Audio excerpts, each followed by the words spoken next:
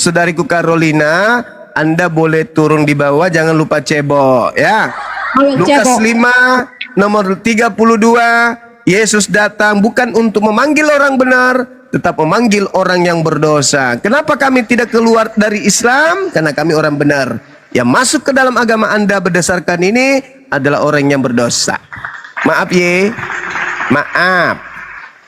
Jadi Bu Carolina, dosa-dosamu yang tadinya Anda yang dikutuk, itu diambil alih oleh Yesus, sehingga yang disalib adalah Yesus.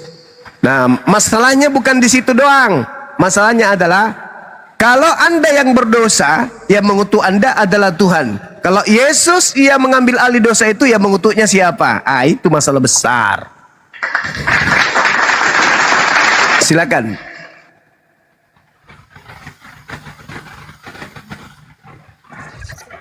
Yayasan Berkat, selamat malam, silakan. Selamat malam Bang. Malam Ya, juga. Kristen. Ya, silakan Bang. Kristen. Ya, Pak SOJ Ministry ya, silakan Pak Pendeta. Kok tahu sih? Ya tahu lah, silakan Pak Pendeta Nathanael, silakan. Iya. Gimana tadi itunya? Itu abang, itu iya. Yang baik. Siap. Ini yang kami sedang bahas ini bang, terkait dengan Yesus mati dengan jalan kutuk, sebab ada tertulis, terkutuklah orang yang digantung di atas kayu salib. Galatia 3 nomor 13. 3:13 ya. Pertanyaannya, siapa yang mengutuk Yesus? Galatia 3:13 ya. Siap. Kristus telah menebus kita dari kutuk hukum Taurat dengan jalan menjadi kutuk karena kita. Sebab ada tertulis, terkutuklah orang yang digantung pada kayu salib.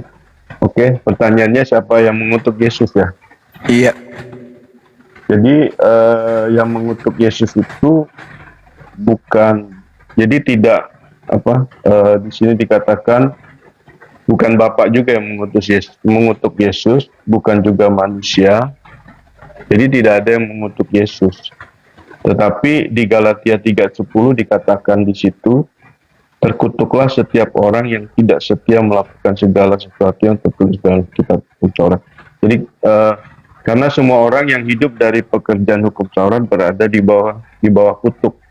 Sebab ada tertulis, terkutuklah orang yang tidak setia melakukan segala sesuatu yang tertulis dalam kitab hukum Taurat.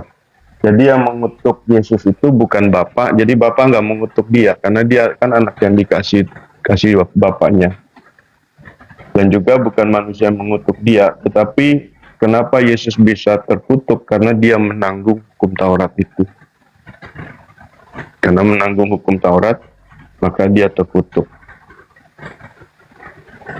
Itu Bang. Jadi bukan Bapa tidak mengutuk dia, dan juga manusia tidak bisa mengutuk dia. Tetapi kenapa Yesus terkutuk? Karena dia menanggung kutuk hukum Taurat itu. Karena kan dia mengambil alih posisi. Karena tidak ada semua manusia yang bisa melakukan hukum Taurat. Satu pun tidak ada, cuma Yesus saja yang bisa. Jadi yang kenapa Yesus bisa terkutuk? Karena dia menanggung kutuk hukum Taurat.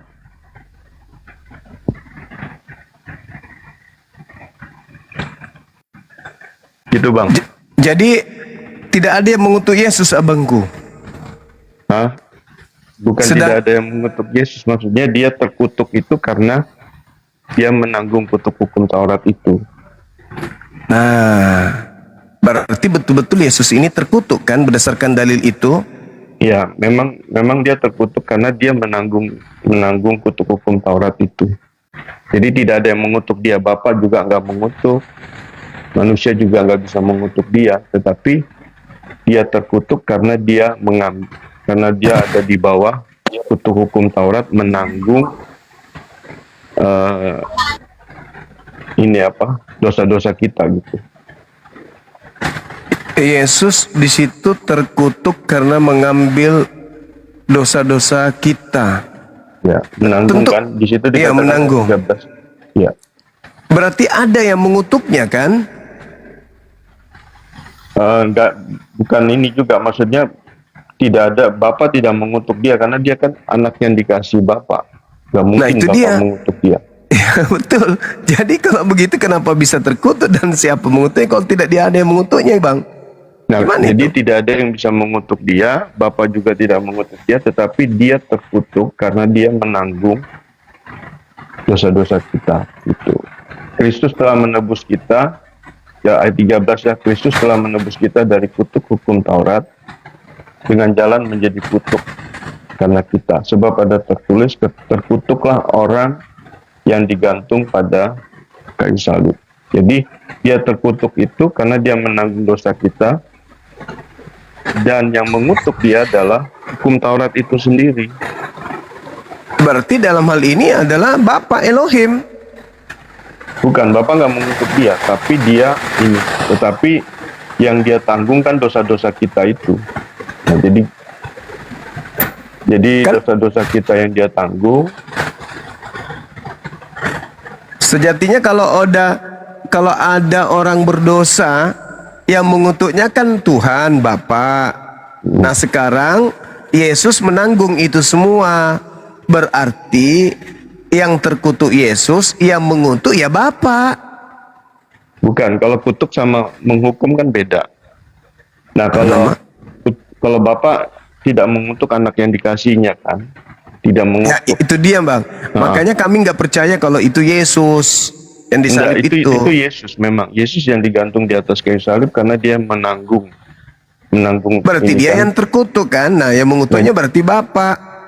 Nah, jadi di sini dikatakan, jadi kenapa Yesus bisa terkutuk? Karena dia mengambil alih. Di sini dikatakan ayat 13, Kristus telah menebus kita dari kutuk hukum Taurat. Kita ini semua terkutuk karena hukum Taurat itu, karena tidak bisa melakukan kan. Dosa-dosa, jangan berzina, jangan membunuh, apa semua itu 10 hukum Taurat itu kita nggak bisa menggenapi, kita nggak bisa lakukan. Maka kita ada di bawah kutuk hukum Taurat. Nah yang mengutuk kita kalau kita tidak jalankan Taurat siapa Bang? Ya hukum Taurat itu. Nah kita nggak bisa kan, maka kita ada di bawah kutuk. Nah kutuk kita ada di bawah kutuk, maka Kristus menebus kita dari kutuk itu. Ayat 13 dikatakan Kristus telah menebus kita dari kutuk hukum Taurat dengan jalan menjadi kutuk. Kenapa dia bisa menjadi kutuk? Karena dia mengambil alih kutuk hukum Taurat itu. Jadi bukan Bapa yang mengutuk dia, bukan juga manusia nggak bisa. Tetapi karena dia mau mengambil, mau menebus kita dari kutuk hukum Taurat dengan jalan menjadi kutuk karena kita. Sebab ada tertulis, terkutuklah orang yang digantung pada kayu salib. Nah, Yesus ada tujuannya kenapa Yesus lakukan ini, supaya berkat Abraham. Nah sesudah itu Yesus menanggung kutuk kita kan, maka dia harus menanggung kutuk menanggung kutuk kita, maka dia menanggung dosa-dosa kita supaya kita ini bebas dari hukuman dosa. Jadi semua orang yang tidak bisa melakukan hukum Taurat kan ada hukuman tuh, ya kan. Misalnya saya nggak bisa lakukan ini, maka saya harus dihukum. Maka saya harus ada dalam hukum penjara. Misalnya dihukum karena suatu kesalahan, maka saya ada dalam penjara. Nah Yesus itu nggak mau saya ada dalam penjara, maka dia menggantikan posisi saya. Ya. Maka Yesuslah yang dihukum, Nah, bukan Yesus dikutuk dihukum. ya, beda kutuk. Jadi Yesus yang dihukum.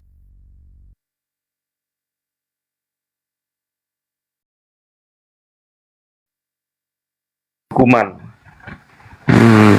Dia menerima hukuman. Jadi itu ibaratnya itu substitusi ya, mengganti dosa kita ditanggung oleh Kristus sebagai pengganti. Nah jadi Yesus yang dihukum, maka dari itu dia dicambuk, mati di atas kayu salib. Itu karena dosa-dosa kita, supaya Di kita situ, bebas. Orang-orang Abang di percaya situ kepada dijelaskan menjadi kutuk karena kita. Itu menjadi kutuk itu maksudnya apa itu Bang? Ya, menjadi kutuk karena kita, karena dia mau menebus kita kan dari kutuk hukum Taurat itu. Ya maksud saya menjadi kutuk maksudnya menjadi kutuk itu apa? menjadi kutuk ya dia menjadi kutuk, berarti dia yang terkutuk gitu. Ya itu dia maksudnya menjadi Tapi kutuk itu. bukan dari Allah Bapa yang mengutuk dia, tapi bukan Allah Bapa, tapi memang dia sendiri yang mau mengambil, mau menebus kita dari kutuk hukum Taurat dengan jalan menjadi kutuk. Nah, Bukan menjadi Bapa yang kutuk itu mengutuk maksudnya dia. apa, Bang? Hah? Menjadi kutuk itu maksudnya menjadi apa gitu? Menjadi kutuk ya terkutuk. Ya, Tapi iya yang maksudnya mengutuk- terkutuk itu maksudnya gimana? Ya terkutuk ya maksudnya tidak ini, maksudnya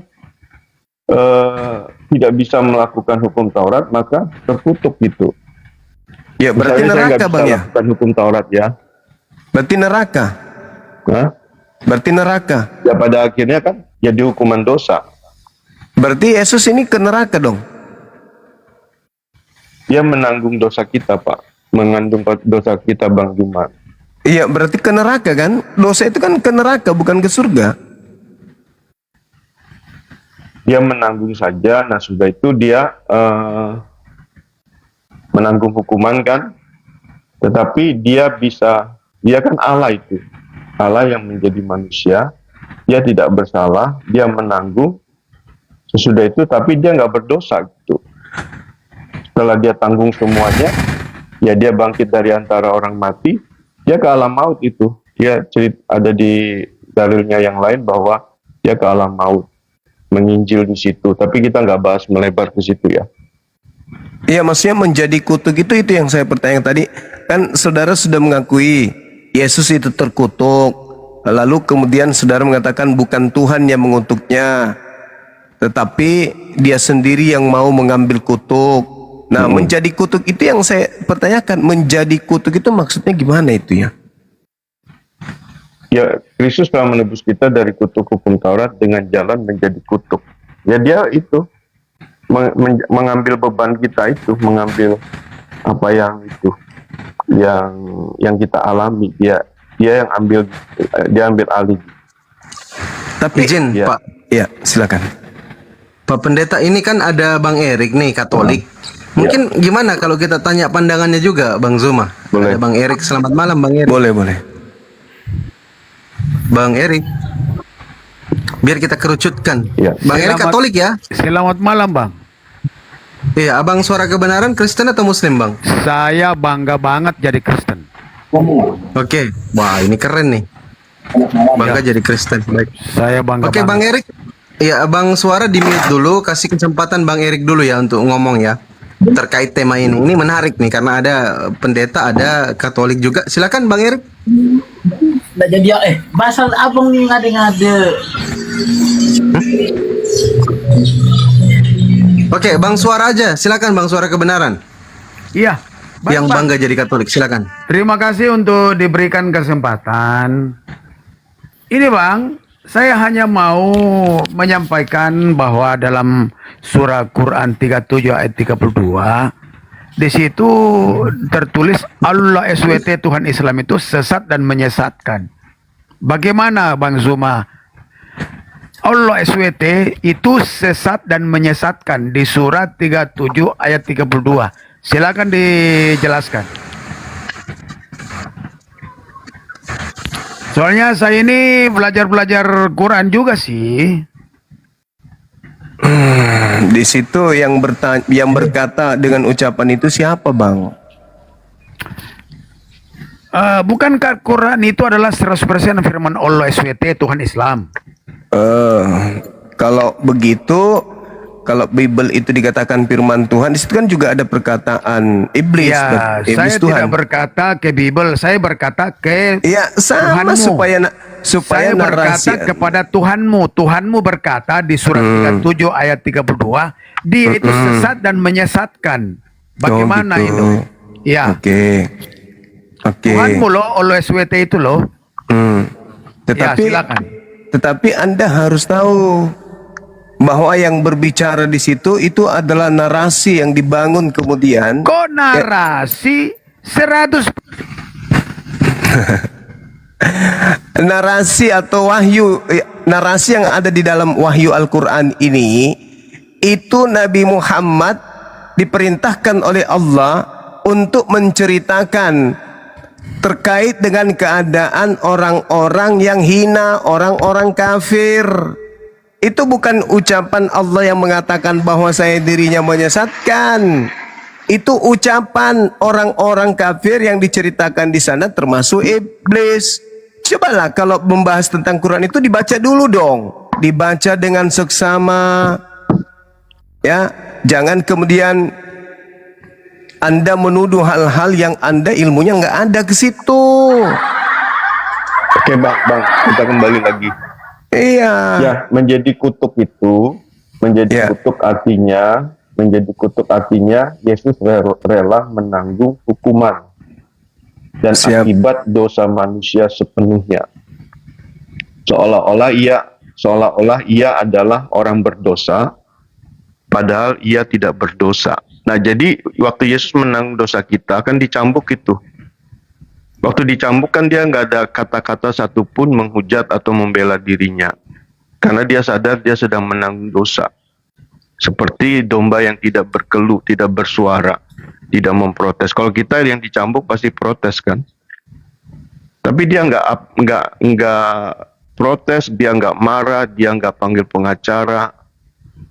Tapi dia menanggung semua dosa-dosa kita yang percaya kepada dia. Sebenarnya dia menanggung dosa seluruh umat manusia. Termasuk juga menanggung dosanya Bang Juma. Kalau berdosa ya. Tapi kalau nggak berdosa maafkan saya. Nah, jadi dia menanggung. Dia waktu menanggung dosa itu dia dipaku tangannya, kakinya. Itu tidak ada kata-kata yang salah yang keluar dari mulutnya. Maka dari itu dia menanggung dosa kita dan dia menang. Jadi dia nggak kalah. Waktu dia menanggung dosa kita itu dia menang. Dan akhirnya dia dibangkitkan pada hari yang ketiga dari antara orang mati. Itu Bang Juma. Oke. Tapi kalau saya melihat pernyataan-pernyataan Yesus di beberapa data tuh, itu bertentangan dengan pernyataan saudara. Contoh, Matius 16 nomor 24. Yesus berkata kepada murid-muridnya, setiap orang yang mau mengikuti aku, ia harus menyangkal dirinya, dia harus memikul salibnya dan mengikuti aku. Nah, itu menyangkal itu, saya jawab satu-satu ya. Menyangkal itu buat kita Bang, bukan buat dia. Iya. Menyangkal itu maksudnya kita jangan mengikuti kedagingan. Dan Yesus juga menyangkal dirinya untuk tidak mengikuti kedagingannya. Betul. Memikul salibnya sendiri maksudnya. Matius 10 nomor 28. Orang yang tidak mau memikul salibnya dan orang yang tidak mau memikul salibnya dan mengikuti aku tidak patut menjadi pengikutku. Salib itu ya mati kedagingan itu. Hidup dipimpin oleh Roh. Artinya kan di situ maksudnya Yesus beban lu ya, beban lu sendiri. Makanya dikatakan di dalam Matius 11 nomor 29, pikullah kuk yang kupasang. Kuk itu kan beban. Pikullah beban yang kupasang dan belajarlah kepadaku, karena aku lemah lembut dan rendah hati dan jiwamu akan mendapat ketenangan. Yang mengajarkan bahwa kuk penghambaan itu dibebaskan itu Paulus, bukan Yesus. Jadi cerita-cerita penanggung dosa oleh Yesus itu tidak ada itu Bang. Yesus menanggung dosa itu nggak ada. Yesus menyelamatkan banyak orang betul. Dengan cara apa? Dengan cara mengajarkan ajaran yang benar. Apa itu? Yakini aku kalau aku itu satu natur, yaitu utusan Rasul Tuhan. Kasihi aku, mengenal aku dengan satu natur. Apa naturku? Rasul. Tidak boleh natur ilahi, karena natur ilahi itu cuma satu-satunya dia Bapa yang mengutus aku. Karena gini Bang, kalau kita memikul salib sendiri itu nggak bisa tanpa nggak bisa jadi pengikut Yesus berarti Abang ini. Bukan. Yesus mengatakan itu Bang. Maksudnya kita nggak bisa memikul salib sendiri dengan kekuatan kita selain kita ada di dalam Yesus. Lah, dan Yesus yang mengatakan itu. Iya. Matius 10:28, dan orang yang tidak mau memikul salibnya dan mengikuti aku tidak patut menjadi pengikutku. Ya, kita mau memikul salib tapi bersama Yesus. Tidak. Nah, faktanya yang disalib cuman Yesus, Anda tidak. Enggak, maksudnya menanggung memikul salib itu artinya mematikan kedagingan, hidup dalam pimpinan Roh, tapi hidupnya di dalam Yesus dan rohnya di dalam kita gitu. Baru kita mampu lakukan itu. Oh ya udahlah bang, kalau begitu ya. Kami manggut-manggut aja bang. Anggap aja ini gereja bang ya, nggak apa-apa. Kami manggut-manggut aja. Sabar bang. Iya. Nanti kalau itu tema yang lain kan, tadi kan Matius berapa itu kan yang memikul salib, itu konteksnya yang lain lagi sih sebenarnya. Memang kita setelah kematian Yesus itu memang kita harus memikul salib. Karena dia kan sudah memberikan contoh bagaimana dia memikul salib, dia menang karena dia ada di dalam Bapa di dalam dia, dan juga kita bisa menang untuk tujuannya kedagingan itu ya suka mencari kesalahan orang, marah-marah nggak jelas, menyakitin, suka berseteru, terus apalagi hidup dalam perjinahan, istri orang diambil, terus apa lagi ya, pesta pora, yang itulah pokoknya hidup dalam kedagingan itu. Nah maka dari itu kita sebagai orang Kristen itu harus hidup menghasilkan buah roh, yaitu buah yang Yesus hasilkan: kasih, sukacita, damai sejahtera, kesabaran, penguasaan diri dari dosa. Itu yang kita bahas yang kemarin itu bang.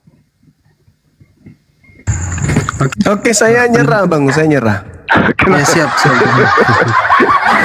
Kenapa nyerah Pak? Pak Pendeta, izin mungkin Karena ini kan Anda sudah jam. membantah dalil semua, jadi saya nggak bisa. Kalau dalil sudah dibantah, saya angkat tangan. Nanti kita itu bahas yang lain lagi. Kalau itu kan maksudnya yang tadi tema 1 kan sudah terjawab, ya tema yang lainnya gitu. Nanti kita bahas lagi.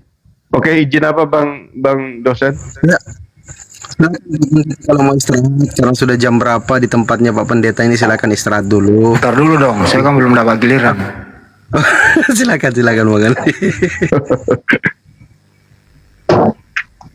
Jadi Pak Pendeta, Ya, apa sih salahnya Yesus sehingga Yesus dikutuk? Yesus nggak salah. Cuma Nggak memang salah. dia mau mengambil Udah bang, hukuman kita itu, hukuman Nggak orang salah berdosa ya. itu. Hah? nggak salah ya Pak Pendeta ya? Iya, Yesus nggak pernah salah, dia Oke. nggak pernah bersalah. Boleh nggak mengutuk orang yang tidak bersalah? Tadi kan sudah dijelaskan bahwa Bapa tidak mengutuk Yesus. Saya nggak nanya itu, pertanyaan sederhana Pak Pendeta. Boleh nggak mengutuk orang yang tidak bersalah? Ya nggak boleh lah, Nggak boleh. Nggak boleh ya Pak Pendeta ya? nggak boleh. Ya, Terus yang dikutuk di tiang salib siapa? ya Yesus, karena dia sendiri. Pertanyaannya, kalau tidak boleh mengutuk Yesus di tiang salib, terus siapa yang membolehkan kalau tidak boleh? Bukan siapa yang tidak boleh, tetapi Yesus sendiri yang mengambil. Nah, di sini Saya ayat ulang. 13 dikatakan, ayat 13. Saya ulang kembali Pak Pendeta. Ayat 13, sebentar saya jelaskan ayat 13. Kristus telah menebus kita dari kutuk hukum Taurat. Jadi Kristus telah menebus kita karena dia sendiri yang mau. Saya ulang dulu Pak Pendeta, kan tidak boleh membunuh atau mengutuk orang yang tidak bersalah. Itu kan kesimpulan, tidak boleh. Ya. Ya. Tapi memang terjadi ada yang dikutuk di tiang salib, yaitu Yesus. Nah, Oke. Yang tidak membolehkan siapa Pak Pendeta yang tidak membolehkan? nah, misalnya saya tidak pernah melakukan dosa, Pak. Saya ulang kembali Pak. Perintah siapakah tidak boleh atau tidak membolehkan orang dikutuk yang tidak bersalah? Perintah Tuhan kah atau perintah manusia? Tidak, sekarang Yesus itu kan karena anak yang dikasihi. Saya belum ke oleh Yesus Bapa. dulu Pak. Saya belum ke Yesus dulu. Nah, Dengerin dulu Pak Pendeta ya. Perintah siapakah atau siapakah yang tidak membolehkan orang dikutuk di tiang salib yang tidak bersalah? Siapa Pak Pendeta ya, tidak membolehkan? sekarang konteksnya apa dulu, Pak? Ada orang tidak bersalah tapi dikutuk, gitu ya. Saya belum menyebut nama dulu nih, oke? Kenapa dia dikutuk? Saya entar dulu pendapatnya. Kalau tidak ada salah kan nggak mungkin dikutuk. Oke. Tapi karena dia mau menanggung kesalahan kita, maka dia Oke, terkutuk. baik, langsung masuk. Yesus tadi Anda mengatakan tidak punya salah, betul? Mm-mm. Oke. Kalau Yesus tidak punya salah, siapa yang membolehkan Yesus dikutuk? Ya dirinya sendiri. Dia yang mau menebus, mengambil alih kutuk kita, hukuman dosa Dirinya. kita. Jadi Yesus ini melanggar perintah Bapa, betul? Bukan melanggar perintah Bapa, karena Bapa yang suruh dia ke dunia ini untuk menebus kita dari hukum Taurat itu. Ada nggak perintah Bapa kepada Yesus, kau mengutuk dirimu sendiri nanti? Ada nggak? Bukan Yesus mengutuk diri sendiri juga, tapi dia Ada yang ngomong loh itu. mau membebaskan satu, misalnya dia mau membebaskan kita.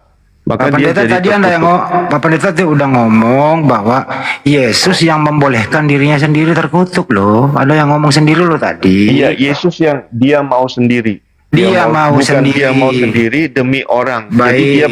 Jadi dia bukan mau terkutuk, bukan tidak ada sesuatu apapun. Baik. Jadi Yesus udah jadi Pak. kasih itu, misalnya saya mau bebaskan Pak, ada dalam Udah penjara. nggak usah dikasih analogi Nah, Pak. sebentar. Jadi Saya kasih analogi Yesus dulu. nggak usah Pak, saya ngerti Pak. Jadi Yesus yang mau dirinya sendiri terkutuk, betul? Karena kita, Oke, baik. karena ada tujuan. Iya, Yesus Oke. yang mau. Tujuannya siapa? Karena ada tujuan kan? Tujuannya nanti dulu Pak. Enggak, Kita ada bahas step by step. diikutkan tujuannya Pak. Kalau enggak Kita bingung step by orang. step gitu Ini ya. Karena Kita banyak step. dilihat orang 3.500 Ya orang. udah, kayak satu paket. Karena Yesus mau menebus dosa Anda, Mm-mm. sehingga Yesus mau mengutuk dirinya sendiri, betul? Bukan mau mengutuk diri sendiri, jadi dia terkutuk karena dosa saya. Bukan dia mau mengutuk Terus diri yang sendiri, beda loh. yang membolehkan Yesus terkutuk siapa? Dia bukan memperbolehkan, maksudnya dia mau membebaskan saya dari kutuk hukum Saya ulang Taurat. kembali Pak, dengerin Pak Pendeta. Yang membolehkan Yesus mati terkutuk siapa? Tidak ada yang memperbolehkan, dia Tidak sendiri ada yang yang mau. Misalnya berarti- kalau saya tidak oke, tidak cukup. ada yang bisa membebaskan saya, maka saya tidak akan terbebas. Kalau tidak ada yang membolehkan, berarti keinginan Yesus sendiri terkutuk demi untuk menebus dosa Anda, betul? Betul? Keinginan Yesus sendiri, Keinginan Gimana, Yesus sendiri terkutuk karena mau menebus dosa Anda. betul, itu betul. Betul. Pernyataan Baik. itu, oke. Ada nggak keinginan Bapak mengutuk Yesus yang tidak bersalah? Nggak ada keinginan Nggak Bapak. ada Bapak keinginan nggak mau Bapak. mengutuk anak yang dikasihi. Cukup. Tidak ada Bapak Artinya mau- adalah, dengerin. Ya. Artinya adalah keinginan Bapak dan keinginan Yesus berbeda, betul? Keinginan Yesus dengan keinginan Bapak berbeda. Betul? Betul apa Tidak betul? ada hubungannya dengan masalah Yesus mau menanggung ini dengan keinginan Bapak dengan Saya anaknya, ulang nggak kembali ada. nih, kesimpulan nih. Keinginan Bapak tidak boleh mengutuk orang yang tidak bersalah. Bukan tidak boleh, dia tidak ada bermaksud mengutuk anak yang dikasihi. Iya. Tidak Oke, ada dirubah tidak ada bahasanya. bermaksud. Oke. Tidak ada keinginan Bapak untuk mengutuk Yesus yang tidak bersalah, betul? Oke. Sedangkan Yesus punya keinginan sendiri mengutuk dirinya sendiri demi Bukan dosa mengutuk Anda. dirinya sendiri, dia tidak mengutuk dirinya Terus- sendiri, terus tetapi yang dia mengambil alih. Terus yang terkutuk di tiang salib siapa tadi? Iya, enggak, dia mengambil alih kutuk kita sehingga Terus yang dia jadi terkutuk di tiang terkutuk. Terus yang terkutuk di tiang salib siapa? Enggak, dia mengambil alih kutuk kita, maka dia terkutuk, maka dia Iya, harus jadi- naik ke atas kayu Saya salib. ulang kembali, Pak. Yang terkutuk di tiang salib siapa? Hah? Yang terkutuk di tiang salib Ya, siapa?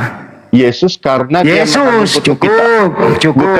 Bukan cukup, itu harus satu paket, bukan karena satu itu narasinya, tapi harus satu paket. Jadi saya ulang Pak ya, keinginan Bapak, tidak ada keinginan Bapak mengutus Yesus yang tidak bersalah, betul? Tapi ada keinginan Yesus mengutuk dirinya sendiri karena Bukan menembus mengutuk dosa diri Anda. sendiri, dia tidak mau mengutuk diri sendiri, tetapi dia terkutuk karena mengambil kutuk kita. Oke. Terus yang mengutuk Yesus siapa? Hah? Yang mengutuk Yesus siapa? Hukum Taurat, karena dia Oke. hukum Taurat. itu- Yakini hukum Taurat yang mengutuk. Iya, Baik. Jadi hukum Taurat bertentangan dengan keinginan Bapak, betul? Saya ikuti loh itu. Hukum Taurat bertentangan dengan keinginan Bapa. Keinginan Maksudnya? Bapak tidak boleh mengutuk Yesus. Betul? Tapi Keinginan hukum Bapa tidak boleh mengutuk, bukan. Keinginan Bapa tidak ada mengutuk Yesus. Iya, keinginan Bapak tidak ada mengutuk Yesus. Betul? Tidak mengutuk. Ya, oke. tidak, betul. Tapi hukum Taurat lah yang punya keinginan untuk mengutus Yesus, mengutuk Yesus demi dosa Anda, betul? Karena manusia Nggak usah saya pakai tidak karena. bisa. Iya, Nggak usah itu pakai satu karena, paket, dijawab Pak. aja. Nggak boleh dipisah-pisah, Pak. Nggak boleh, jadi bingung nanti. Nah, Saya ulang ya, Pak ya. Saya ulang nih. enggak, Pak dengan narasi saya juga, jangan Pak punya itu. Karena satu paket nggak bisa Keinginan dipisah. Bapak, dengerin, keinginan Bapak tidak boleh atau tidak ingin mengutuk Yesus, betul? Bukan tidak ingin, Bapak tidak akan mengutuk anaknya yang dikasih. Oke, diganti lagi bahasanya. Bukan, Tadi. memang itu bahasanya. Oke, Bapak tidak akan pernah mengutuk anaknya, betul? Bapak tidak akan karena Yesus ini anak yang dikasihi, maka Iya. Bapak tidak mengutuk anaknya. Ya, Bapak tidak mengutuk Yesus, betul? Oke. Tapi hukum Taurat yang mengutuk Yesus karena dosa Anda, betul? Hukum Taurat mengutuk Yesus karena Yesus menebus kita dari hukum Oke, Taurat. Karena kita betul. nggak bisa lakukan hukum Taurat. Baik. Artinya keinginan atau kemauan Bapak dan hukum Taurat itu berbeda, betul? Keinginan Bapak Dan hukum Taurat berbeda, betul? dengan Bapak dan hukum Taurat berbeda. Hukum Taurat itu kan diberikan supaya Berbeda atau sama? Enggak, saya Berbeda jawab atau dulu sama? Pak. Hukum Taurat itu dari mana latar belakangnya? Tadi Kan Anda bisa yang ngomong sama tadi. atau enggak? Tadi Hukum Anda yang Taurat itu adalah ngomong. Hukum Taurat itu adalah Apa supaya ini gimana ya diberikan bahasa kepada Indonesianya? manusia. Anda Hukum tadi Taurat- yang ngomong bahwa hukum Taurat yang mengutuk Yesus, Anda sendiri yang Enggak. ngomong. Iya, harus tahu latar belakang hukum Taurat dulu itu apa. Nggak usah ya, hukum Taurat yang mengutuk itu Yesus. adalah diberikan kepada manusia supaya manusia tertib. Saya Jangan ulang kembali membunuh, lagi. Jangan berzina. Saya ulang kembali sudah lagi. itu manusia Nggak tidak usah bisa panjang-panjang, melakukan Pak. hukum Taurat itu. Pak, saya ulang Maka kembali. manusia ada dalam kutuk hukum Taurat. Yang mengutuk Yesus siapa? Yang mengutuk Yesus. Iya. Berubah lagi nih. Berubah lagi jawabannya nih. Yang mengutuk Yesus itu Berubah lagi. karena Berubah lagi jawabannya nih. yang mengutuk Yesus itu karena dia menanggung kutuk Ya, hukum siapa? Taurat Siapa yang yang manusia itu- tidak bisa lakukan. Siapa itu tujuan Ya, dia saya harus terkutuk, lakukan menanggung. supaya semua orang ngerti. Tujuannya itu tak Anda jawab, tujuannya menanggung dosa. Pertanyaannya bukan tujuannya, yang mengutuk Yesus siapa? Yesus ayat 13, Kristus telah menebus kita dari kutuk hukum Taurat. Kristus telah menebus kita dari kutuk hukum Taurat Berubah-ubah dengan jalan jawabannya ini menjadi kutuk. Menjadi kutuk karena kita. Jadi yang mengutuk dia, yang kenapa Yesus bisa terkutuk? Karena dia menanggung kutuk hukum Iya, Taurat. saya nggak nanya tujuannya menanggung, saya udah paham menanggung. Pertanyaannya yang mengutuk dia siapa? Ya karena dia menanggung hukum Taurat itu, maka dia terkutuk, Pak. Ya terus yang menanggung, yang mengutuk dia siapa? Yang mengutuk Yesus siapa? Tidak ada yang mengutuk, Pak. Memang dia terkutuk karena dia menanggung kutuk hukum Taurat. Itu ada kata terkutuklah dia, Pak. Terkutuklah orang yang digantung. Terkutuk itu, Pak. Terkutuk itu ada yang ngutuk loh, Pak. Terkutuk itu artinya dia mengambil alih hukuman dosa manusia. Dengan menjadi apa dia, Pak? Menjadi apa dia Dia Yesus di situ? menjadi kutuk. Oke. Orang yang menjadi kutuk terkutuk nggak, Pak? Dia terkutuk Ya, orang yang tergantung pada kayu salib karena Oke. menebus kita itu. Orang yang mengambil kutuk terkutuk. Siapa yang ngutuk dia? Nggak ada yang ngutuk. Tidak ada yang ngutuk, tetapi datang dia sendiri. sendiri yang mau mengambil alih karena Berubah lagi manusia jawabannya tidak nih. bisa, Oke. karena kita tidak bisa melakukan hukum Taurat, maka dia menebus kita, dia yang melakukan hukum Taurat itu. Jadi Yesus ini, jadi Yesus sendiri mengambil alih kutukan itu, betul? Betul? Iya, Yesus yang mengambil alih karena dia Mengambil mau menebus alih. kita. Akhirnya Yesus yang terkutuk. Ya, menjadi kutuk. Iya, menjadi kutuk terkutuk loh, Pak. Jadi yang mengutuk Yesus siapa? Yang mengutuk. Kenapa Yesus bisa terkutuk? Bukan. Saya nggak nanya itu loh. Enggak Kamu ada, ini Pak. ditanya berbuah pertanyaan sendiri baru Anda jawab sendiri. Gimana Ya, ini Anda enggak. ini? Memang ayat ini kan konteksnya di ayat 13 itu. Coba Pak baca. Kristus telah menebus kita dari kutuk hukum Taurat dengan jalan menjadi kutuk karena kita. Sebab ada tertulis terkutuklah orang yang digantung pada kayu salib. Kenapa Pak. dia bisa menjadi terkutuk? Karena dia menanggung dosa kita. Terkutuk itu, segini Pak. Terkutuk itu ada yang ngutuk atau dia tidak ada yang ngutuk? Jadi Jawab sederhana Pak. Terkutuk itu ada yang mengutuk atau tidak ada yang mengutuk? menjadi kutuk berarti dia harus menanggung hukuman. Terkutuk kan ada kata terkutuk Pak di situ. Ada Iya. kata terkutuk. Saya tanya yang terkutuk. Kata terkutuk ini itu ada yang mengutuk atau tidak ada yang mengutuk? Dia tidak mengutuk tapi dia mengambil, karena harusnya kita yang dikutuk. Manusia yang berdosa nih ya Pak, seperti saya. Harusnya saya dihukumkan karena kutuk hukum dosa. Tapi Yesus yang mengambil alihnya. Bukan Yesus karena- mengambil karena- alih. bukan iya, Oke. terkutuk kan? Ya, Terkutuk, Yesus dan mengambil dia alih. Dengerin. Yesus Ah. mengambil alih sehingga Yesus menjadi kutuk, betul? Ya. Orang yang menjadi kutuk terkutuk nggak? Iya, terkutuk. Terkutuk siapa yang ngutuk? Ya tidak ada yang kutuk, tapi dia menjadi Kalau tidak ada kutuk. yang ngutuk nggak mustahil dia terkutuk, Pak. Enggak. Gimana Bapak bahasa Indonesianya? Memang dia ambil alih kutuk. Misal saya nih berdosa, tidak bisa melakukan hukum Taurat, tapi dia menggenapin. Nah, setelah dia menggenapin, maka dia jadi kutuk. Oke, saya lompat Pak. Nah, Bapak ini nah, gimana menjadi gini? kutuk itu artinya Pak. Ya, saya udah, jelaskan cukup. dulu menjadi kutuk ya. Memang Udah Yesus dijelaskan, menjadi kutuk Pak. ya. Menjadi Udah, kutuk. Pak. Menjadi kutuk artinya Yesus telah rela menanggung hukuman dan akibat Oke. dosa manusia sepenuhnya. Pak, orang yang jadi nanti Oke, yang cukup, dihukum Pak. itu, yang Cukup, Pak, dihukum udah itu paham. dosanya Cukup, cukup. dosanya Cukup, Pak. kita dihukum di atas. Iya, itu. udah, cukup. Orang yang mati terkutuk itu Pak, tempatnya di surga atau neraka Pak? Orang yang mati terkutuk. Sekarang saya tanya, Yesus mati karena kutukan Saya nanya kita. Pak, kan Sekarang Bapak udah Yesus- ngomong loh Yesus mati terkutuk. Pertanyaannya Iya. Pak, Bukan orang Yesus yang mati terkutuk, tapi Yesus menanggung kutuk sehingga dia dihukum karena kutukan kita. orang yang menanggung Nah. kutuk Pak terkutuk nggak? Setelah dia Susah kali bahasa Indonesia ini orang ini nih. Bapak ini kenapa ini bahasa Indonesia nggak bener? enggak. Kenapa? Ya coba Pak tanya. Saya ulang ya. Yesus itu mengambil kutuk nggak? Ya, mengambil alih. Mengambil alih. Ah, Orang Yesus mengambil alih kutuk terkutuk nggak? Jawab. Terkutuk atau tidak? Yesus ini. dia tidak terkutuk tapi menjadi kutuk. Beda loh. Menjadi kutuk itu terkutuk atau tidak? Menjadi kutuk itu berarti dia rela menanggung Saya hukuman. nggak nanya itu. Menjadi kutuk itu Pak terkutuk atau tidak? Ya beda lah jawabannya Pak. Jadi Yesus Kalau- ini, jadi menurut Yesus ini menurut Anda Yesus tidak terkutuk. Menjadi kutuk itu artinya rela menanggung hukuman. Begini Pak, saya kasih analogi. Anda menjadi presiden, Anda presiden nggak? Presiden lah. Oke. Yesus menjadi kutuk terkutuk nggak?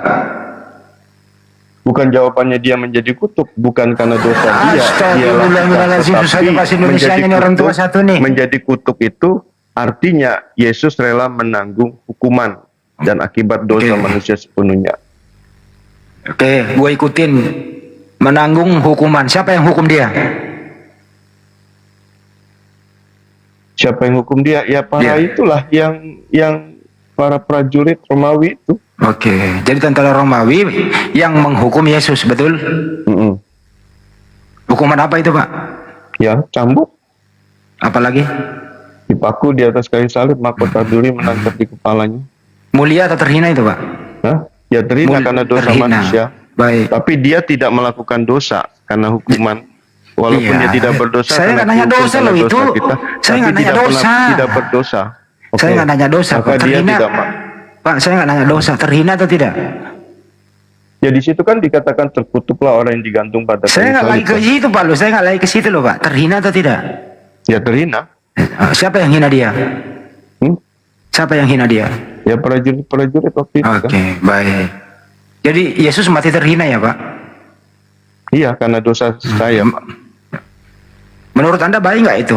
Kalau orang mati terhina, Pak, baik atau tidak? Baik, karena dia ingin bebaskan saya dan dia tidak berdosa karena dia menanggung dosa saya. Orang mati terhina kok baik, Pak? Iyalah, karena dia tidak melakukan dosa. Misal kita dihukum kan tidak berdosa, maka kita Iya. juga akan protes. Akan Kalau gitu menggugat. saya mundur, Pak. Saya mundur. Boleh nggak membunuh orang yang tidak bersalah, Pak? Sesuai perintah Tuhan? Ya nggak boleh lah. Nggak boleh. Terus yang membolehkan Yesus mati di tiang salib siapa, Pak? Karena keinginan manusia itu kan, maka pada akhirnya kan Yesus Saya ulang kembali, Pak. ampuni dia Bapa karena dia tidak tahu apa yang dia perbuat. Kematian Yesus ini, Pak, kematian Yesus di tiang salib kehendak Bapa atau kehendak siapa? Kematian Yesus di atas kayu salib. Itu kehendak siapa, Pak? Ya kehendaknya diri sendiri, dia mau menebus kita kok. Berarti Yesus bunuh diri, Kak, kehendak sendiri. Bukan membunuh diri, tapi dia Tadi katanya mengaku kehendak hanya dosa. sendiri. Enggak, dia kan awalnya 13 itu Kristus telah menebus kita dari kutuk hukum Taurat. Dia telah menebus kita. Kristus telah, dia sendiri yang mau menebus kita karena kasihnya itu. Jadi tidak ada sama sekali dalam urusan salib ini, Pak, tidak ada urusannya Bapak ya, Bapaknya Yesus ya, tidak ada urusannya ya. Betul? Tetapi awalnya Yohanes 3 Oke, tetapi lagi. ada Oke, di tetapi narasinya itu Pak, Yohanes 3:16, karena begitu besar kasih Allah akan dunia ini, maka ia mengaruniakan anaknya yang tunggal. Oke. Supaya barang siapa yang percaya tidak binasa tidak binasa dan Oke, beroleh salib hidup itu, yang Pak, salib itu karunia Tuhan atau karunia iblis, Pak? Pak, salib itu karunia Tuhan atau kehendak iblis, Pak? Salib. Salib itu ya karunia Tuhan untuk penyelamatan umat manusia di dalam Yesus. Berarti kehendak Bapak dong yang membunuh Yesus. Itu Macet. rencana Tuhan. Rencana Tuhan. Di mana tertulis, Pak, rencana Tuhan membunuh Yesus? Yohanes 3:16.